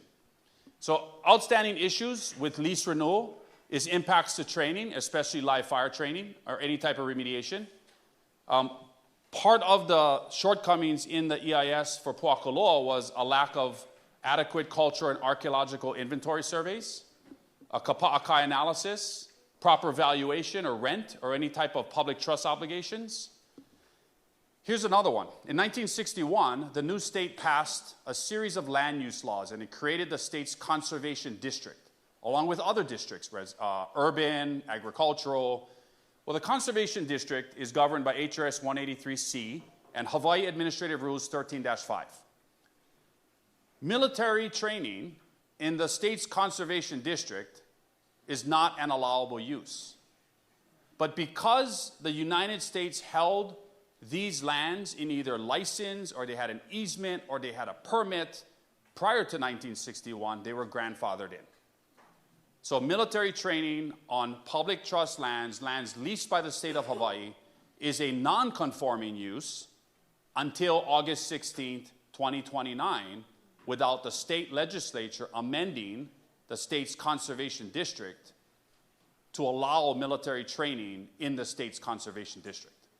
That is one of the differences between Pōhakuloa and the military leased lands there in Mauna Kea, because the state in the late 60s amended the conservation district to add astronomy in the state's conservation district, which is why you have the telescopes and the astronomical precinct on Mauna Kea today, where astronomy use is allowed in the state's conservation district, but military training is not, because it is not an allowable use in the state's conservation district. It is a non-conforming use.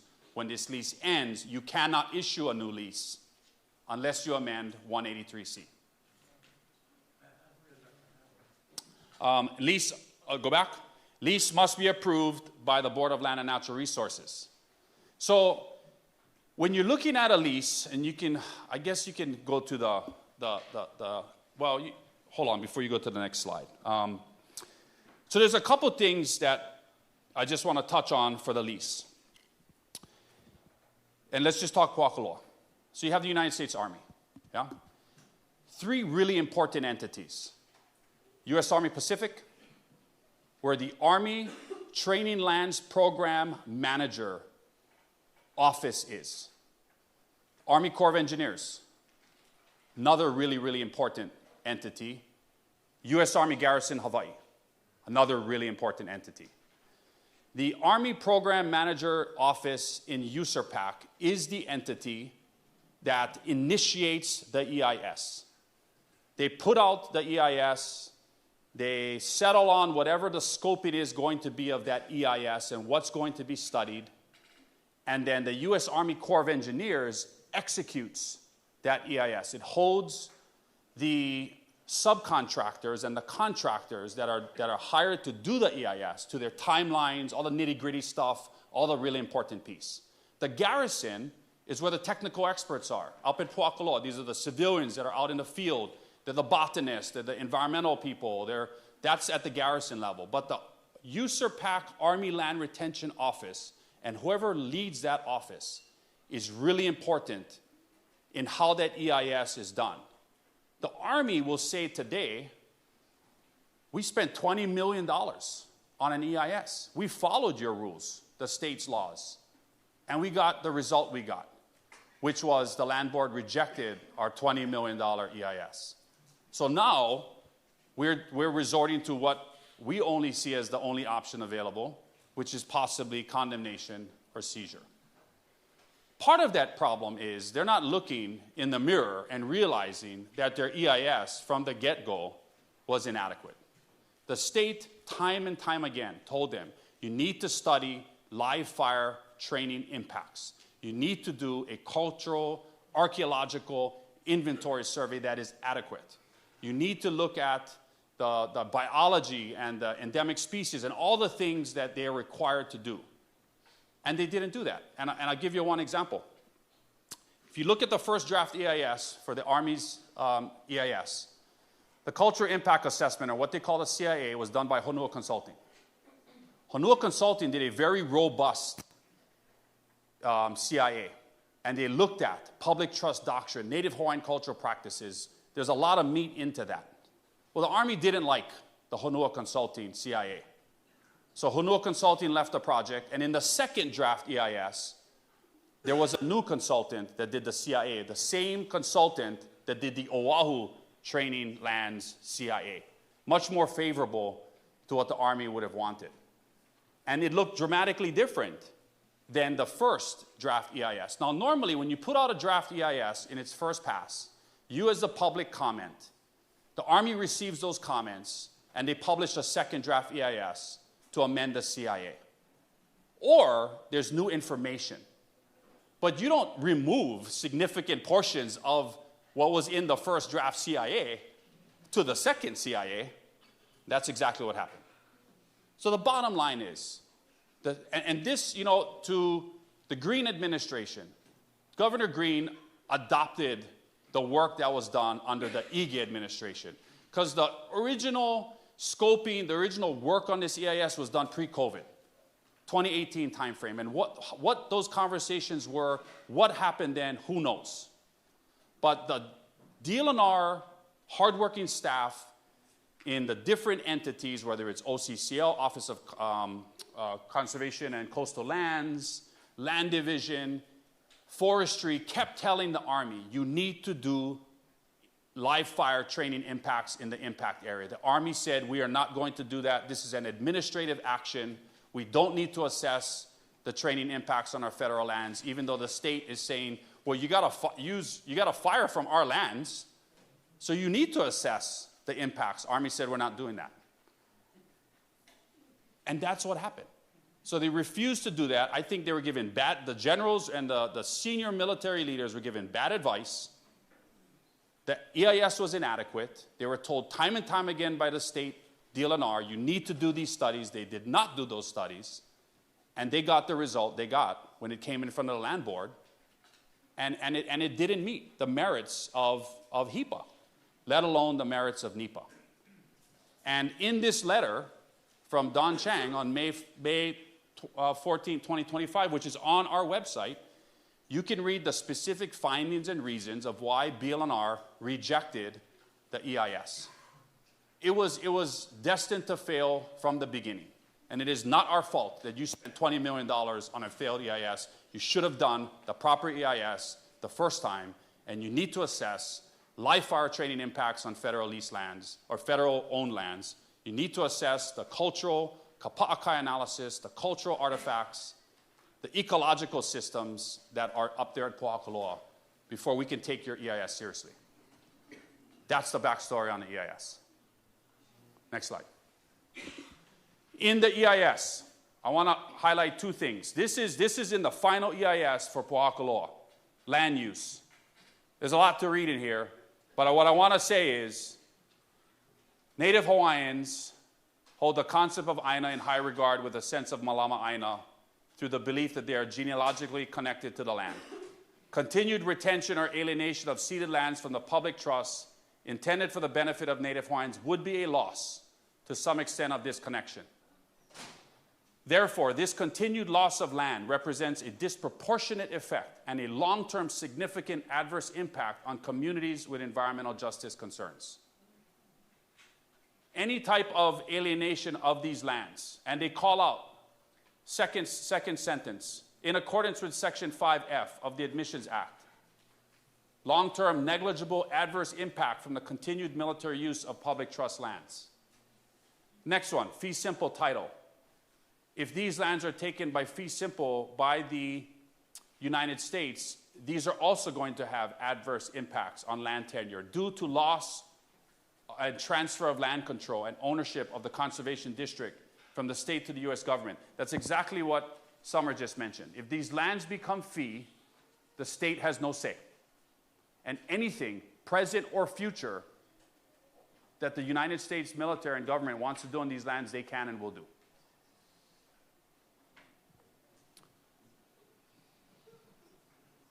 These are two good sections to read.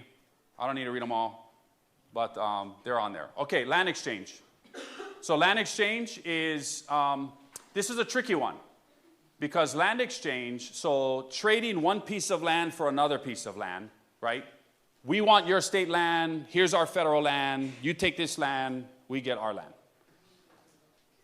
That is governed by HRS 17195. There are two provisions, HRS 17150 and 17195. And our attorneys and our legal team have determined that it is highly likely and probable, almost with a near certainty, that HRS 17195 governs land exchange to government agencies without public auction. Because normally, HRS 171 would only allow DLNR or BLNR to lease public lands for no more than 65 years, then it must go back to public auction.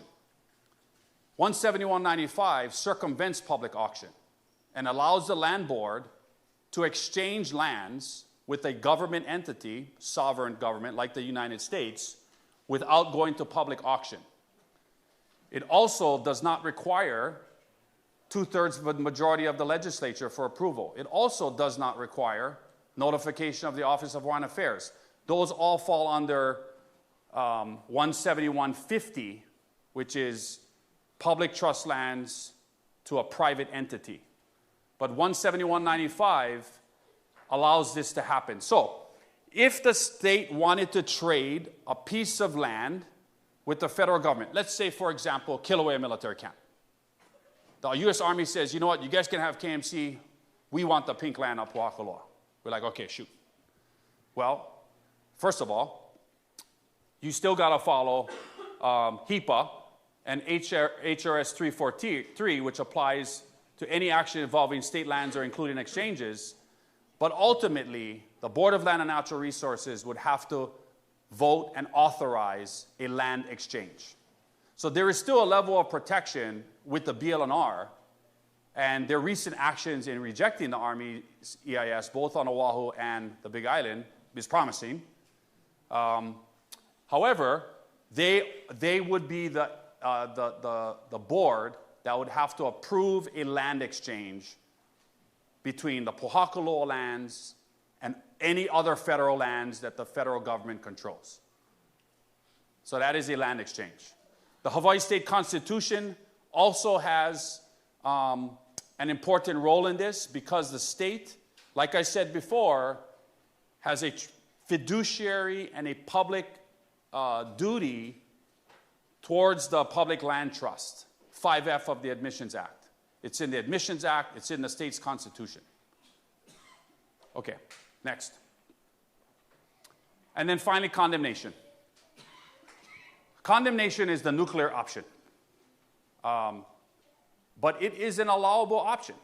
Under the United States Constitution, the federal condemnation and taking clause of the Fifth Amendment does allow the United States to take land. It must take it for public use. It must provide just compensation, which means fair market value at the time of the taking. Condemnation is possible for national security or military purposes because that would be determined as a valid public use. There's two primary federal condemnation methods: straight condemnation or quick take. Now, for a service secretary that falls under Title 10 of the U.S. Code to take land, which they can do, there's a couple safeguards in there. It requires the U.S. military and the Department of Defense to pursue alternative acquisition methods before initiating condemnation, like, let's say, a new lease or a land exchange. They gotta try to do other stuff before they just come in and say, hey, we're going to do eminent domain, we're going to seize your land, and nothing you can do about it. Condemnation is, but make no mistake, it is a federal taking. It is a seizure through eminent domain. It legally divests the state of its land in exchange for compensation. It is a forced action. It is not a negotiated one. And there is a process, there is a judicial process to go through for condemnation, but at the end of the day, under current U.S. law, there is nothing you can do to prevent it. If the service secretary or the federal government decides that they want to condemn, they can. The state also has condemnation rights. And the city and county of Honolulu is condemning land to build the rail from private property owners. So the state has condemnation rights as a sovereign, and the United States has condemnation rights as also a sovereign. But this is condemnation. Anything on condemnation? Just that you can, so that good faith effort to have exhausted all of your other options first is actually written into federal law, federal regulation. So that is a guidepost. That is a way to slow down a condemnation train wreck, if you will. And then the just compensation, that can get litigated in court. And that can also often protract the completion of a condemnation process. So there are mechanisms to slow it down. There are legal avenues to, try to mitigate the harm by adding a value to it. But it is the option of last resort. And it should also, that's how everyone should be looking at it and treating it. And just compensation is really defined as, if you look at the Fifth Amendment, fair market value, right? They would do an appraisal of the land and determine what fair market value is. Next slide. Okay, so what are some pathways for the executive branch? So the executive branch on the federal and the state level, we're going to look at the three branches of government. The Department of Defense has to determine its training, its military readiness needs in the Indo-Pacific. It can initiate condemnation to the service secretaries. This is a Department of Defense instruction 47-1003 that was executed in 2018 under the Trump administration that requires consultation with NHOs, or Native Hawaiian communities. And it is sitting right here on our website. You can click it, you can download it, and it's crystal clear. And it also explicitly names the Office of Hawaiian Affairs as one of the Native Hawaiian organizations that can be consulted with. So that is something that under the current DoD instruction, until rescinded, the Department of Defense is required to do that. And that is why OHA is asking for a seat at that table to do that. The President can direct military branches and secretaries on land use and training policies, just like the President issued the end to live fire training on Kaho'olawe in 1990. Also the federal government, the Department of Defense, the Secretary of Defense, Secretary Austin ordered the closure of Red Hill. That came from Secretary Austin. Secretary Austin can order the stop and ceasing of live fire training. at Pōhakuloa or throughout the state. So the president and the secretary of defense and the service secretaries have incredible power in this particular decision. And it all depends on who is running the executive branch and who's running Congress, right? Right now, under the current executive branch structure, under the Trump administration, you're seeing what you see. You saw what happened during the Biden administration, where the Secretary Austin shut down Red Hill. Obviously, in the previous administration, they stopped the bombing of Kaho'olawe. Now, what's the state's role? The state's role in the executive branch, you have BLNR. The land appraisal is critical. They estimate $25 to $50 million is the valuation of the land for Pōhakuloa. That is a number that we have heard thrown out there. But we don't have anything concrete. So BLNR really needs to do an accurate valuation of these lands. BLNR also has the authority to approve any lease or land exchange, provided these constitutional statutory requirements are met. BLNR also has an important role to maintain the public land trust inventory system. I'll show you that in a second. Finally, the governor, his role, his job, amongst many other things, is to engage in discussions on behalf of the state. As we saw during previous Supreme Court decisions, the role of the state is a fiduciary for the public land trust. And most recently, the governor sent a letter to the Secretary of the Army on October 29th, which triggered OHA's letter, because the governor described that he wanted to create a joint negotiating team and a technical working group that would be co-chaired by a state agency, and OHA exerted its request to be added to both the joint negotiating team and the technical working group. Let me show you one thing before we go to the next slide, if I can bring it up. That is this. Anybody familiar with this slide, this website? This is the Public Land Trust Information System. This is managed by the Department of Land and Natural Resources. Anybody can create an account. But this technically is supposed to be the site that you can look at public trust lands and where they are. So let's zoom in on Pōhakuloa. You zoom in here and you click on this. According to DLNR's Public Land Trust Information System, and that piece looks really close to the land piece I showed you. You click on parcel detail, and according to this, which obviously is not accurate, the state of Hawaii owns this land. This land is deemed conservation. Its trust status is 5B, so that's where the Admissions Act ties in, 5B, and we know that anything that's in 5B is subject to 5F, which is the public land trust. So you can zoom in anywhere. You can zoom into Hilo and look at lands as an example. Let's look at Banyan Drive. You can zoom in on Banyan Drive. Let's click on this parcel. State of Hawaii, DLNR, 5B. That is the Nani Loa. And I bet not too many people know that on Banyan Drive, one parcel, see if it comes up. Of course, it takes a while to load. Is not that one, not that one.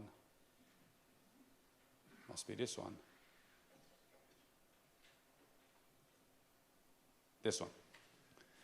That parcel, just to the right of the Nani Loa, is owned, the only parcel on Banyan Drive, privately owned by a mainland trust. That's the owner of the trust. So that's a public land trust information system, and this is where you can get information on the status of trust lands. As you can see, most of Banyan Drive, I can click on almost any parcel, is going to come up as a 5B parcel, meaning all of these lands are public trust lands per the Admissions Act, and all of these lands are OHA's. We have a vested fiduciary share in these lands. Next slide. Legislative branch, the United States Congress. What's their role? Their role is to appropriate military funding. Their role is also to authorize military acquisition of lands, whether they're regular or quick takings. They do that through the National Defense Authorization Act. Currently, that NDA is in the final stages of being negotiated. That is in the form of Senate 2296, if you go to congress.gov. OHA has asked to be consulted and added to the NDAA. We'll see what happens when it is released. But that is a very important piece of legislation because the United States Congress, through the National Defense Authorization Act, at least in the version that the Senate passed, is creating a 5-year window after, or from this point to 2031, to negotiate a land exchange or a land lease with the state of Hawaii.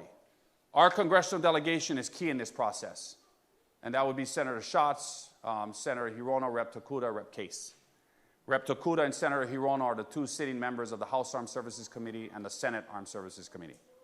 Case and Schatz are appropriators. The state legislature, they also have a fiduciary duty to the public land trust.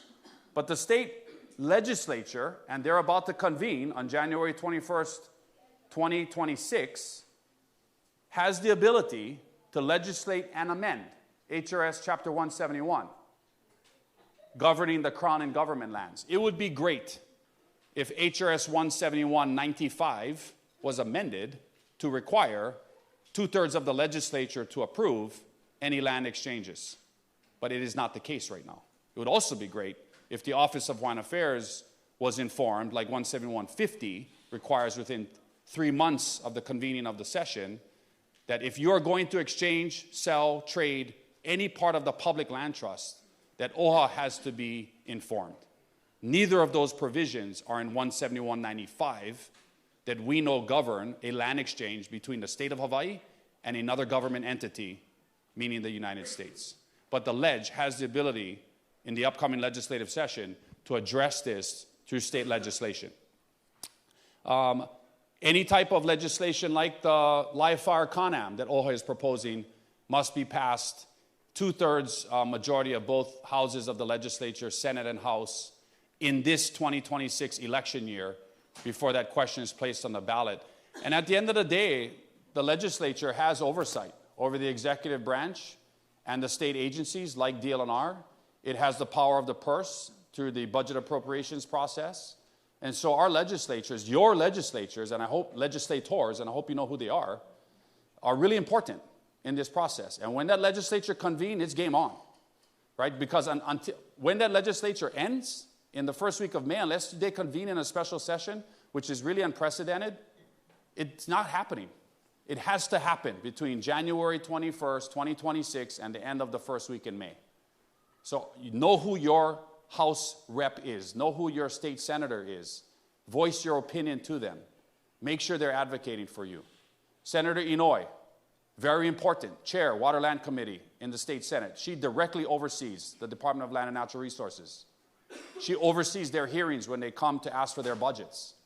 Make your voice heard to Senator Inouye. Representative Todd, chair of the House Finance Committee, very important person in the state legislature. Make your voice heard with him, as well as the other state reps and state senators. Next slide. Judicial branch. I'm going to let the lawyer, one of the lawyers in the room, take this really quickly. So explain to us the role of the judicial branch, Summer, from a federal perspective and the state perspective.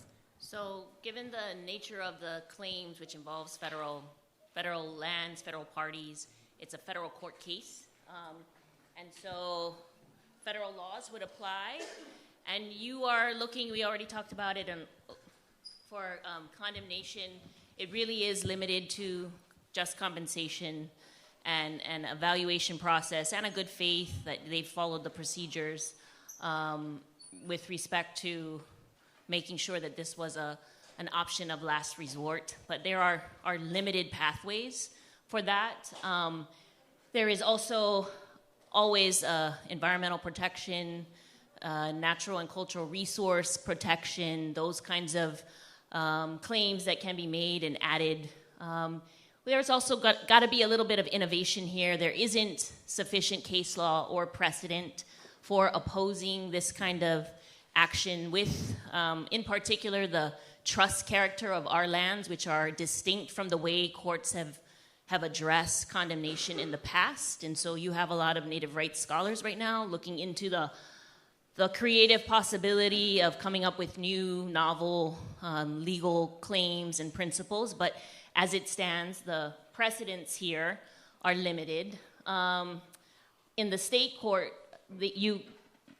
state claims would be primarily targeted towards breach of trust claims, similar to the way that the Ching v. Isla Ching v. case was constituted. And going back to sort of the constitutional mandates, the affirming principles in our state constitution that recognize Native Hawaiians as having unique rights related to access, related to cultural and customary practices, and related to OHA's particular role as a trustee. Yeah. Okay, next slide. I think we only have a few more to go.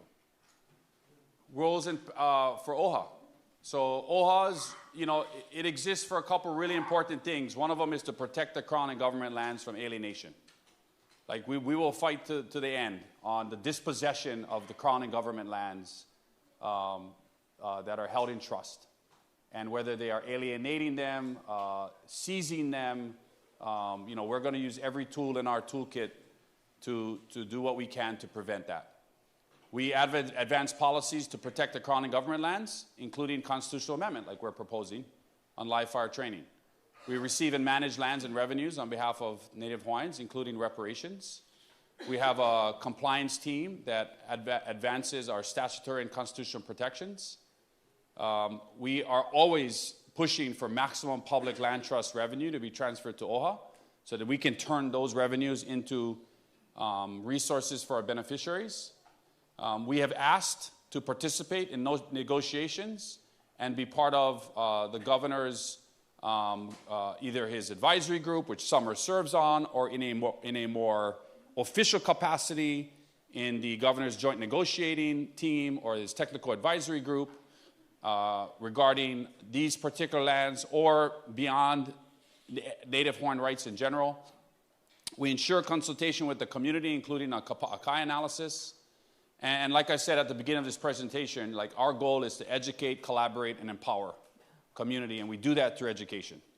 And I will add that the collaboration part is important as well, because we also recognize that we are just one entity and that we support parallel conversations happening in and around community and organized around other Native Hawaiian conveners who are moving the conversation towards anti-condemnation in the same direction.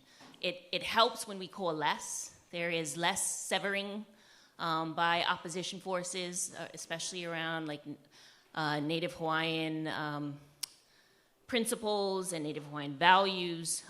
But again, this is all sort of everyone working together to amplify the education and the empowerment process, to amplify the activism process, and to hopefully also help everyone who is anti-condemnation and desirous of a process that follows laws, follows regulations, follows Hawaiian values, to coalesce around one another, to find the common thread that keeps us as a solidified sort of coalition. Yeah, OHA is just one voice, one entity. We really believe that no one single entity, person, individual should make any unilateral decisions on this issue.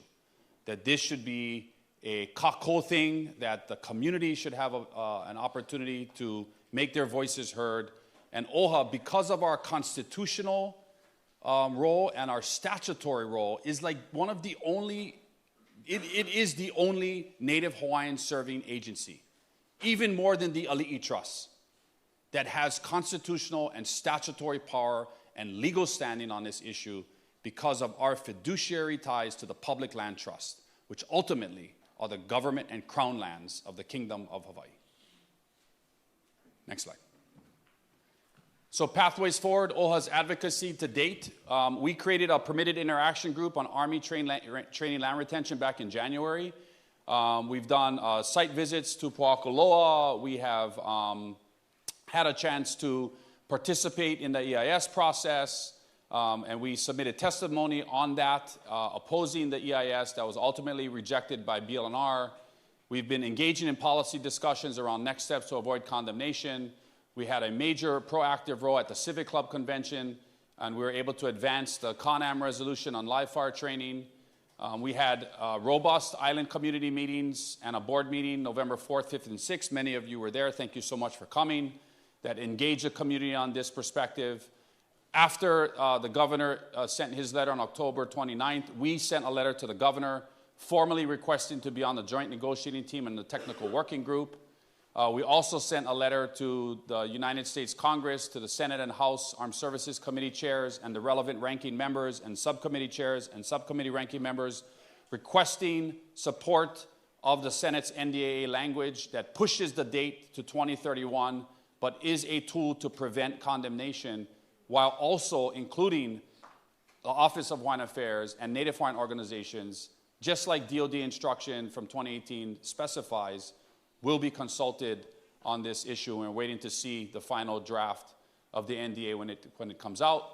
And then on November 12th, our committee and ultimately the board passed the constitutional amendment to ban live fire training on the state's leased lands.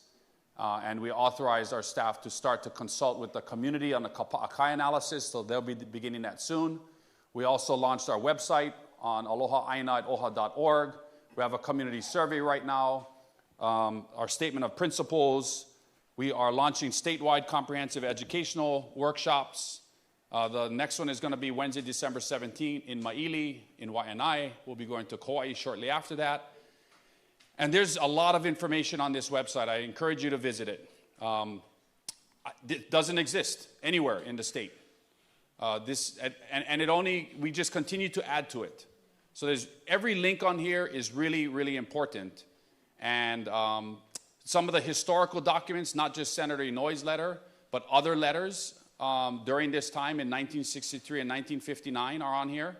And then other articles, and then finally our survey. You can go to the next slide, Summer.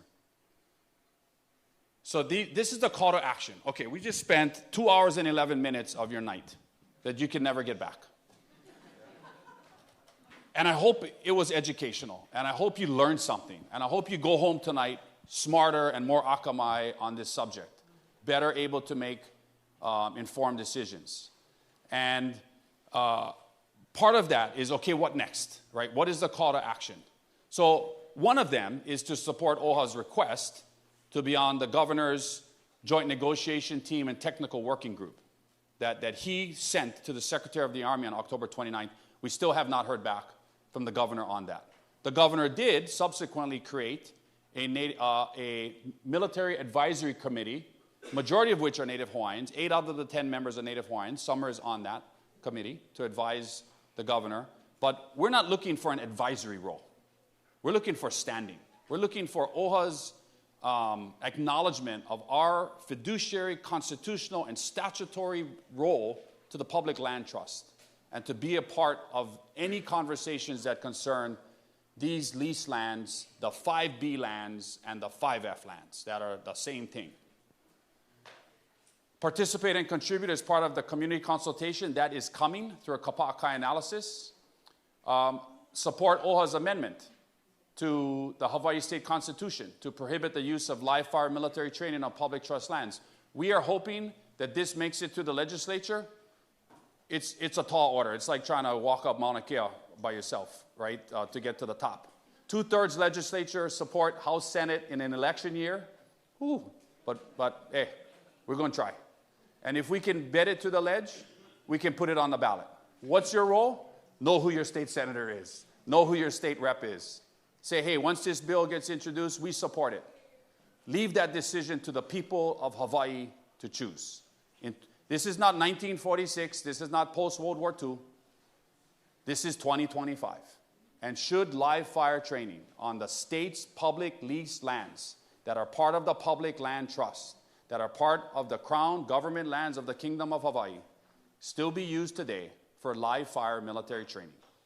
That's a question that each of you can answer on the ballot in November of 2026. Follow OHA's latest efforts on aloha@oha.org. Take our survey right there. It's like 6 questions. It won't take you long, and we really want to know how you feel. And so if you just click on, this is our Military Leased Lands website, you click on the survey, that's it. If you want to send us an email, you can to aloha@oha.org. If you want to share additional manao here, it is anonymous. We're not asking for your name, your email, or anything. We're just asking you to answer these 5 questions. Sign up for OHA's emails and updates. Continue to learn, be informed, know who represents you. There's a way to do that through the Office of Elections website, to be able to put in your home address and find out who your state senator, your state rep is, who your member of Congress is. But this upcoming legislative session, it's really important to know who represents you, and ultimately, you know, we would encourage everyone to vote in the 2026 election. It is an election year, and elected officials want to get reelected.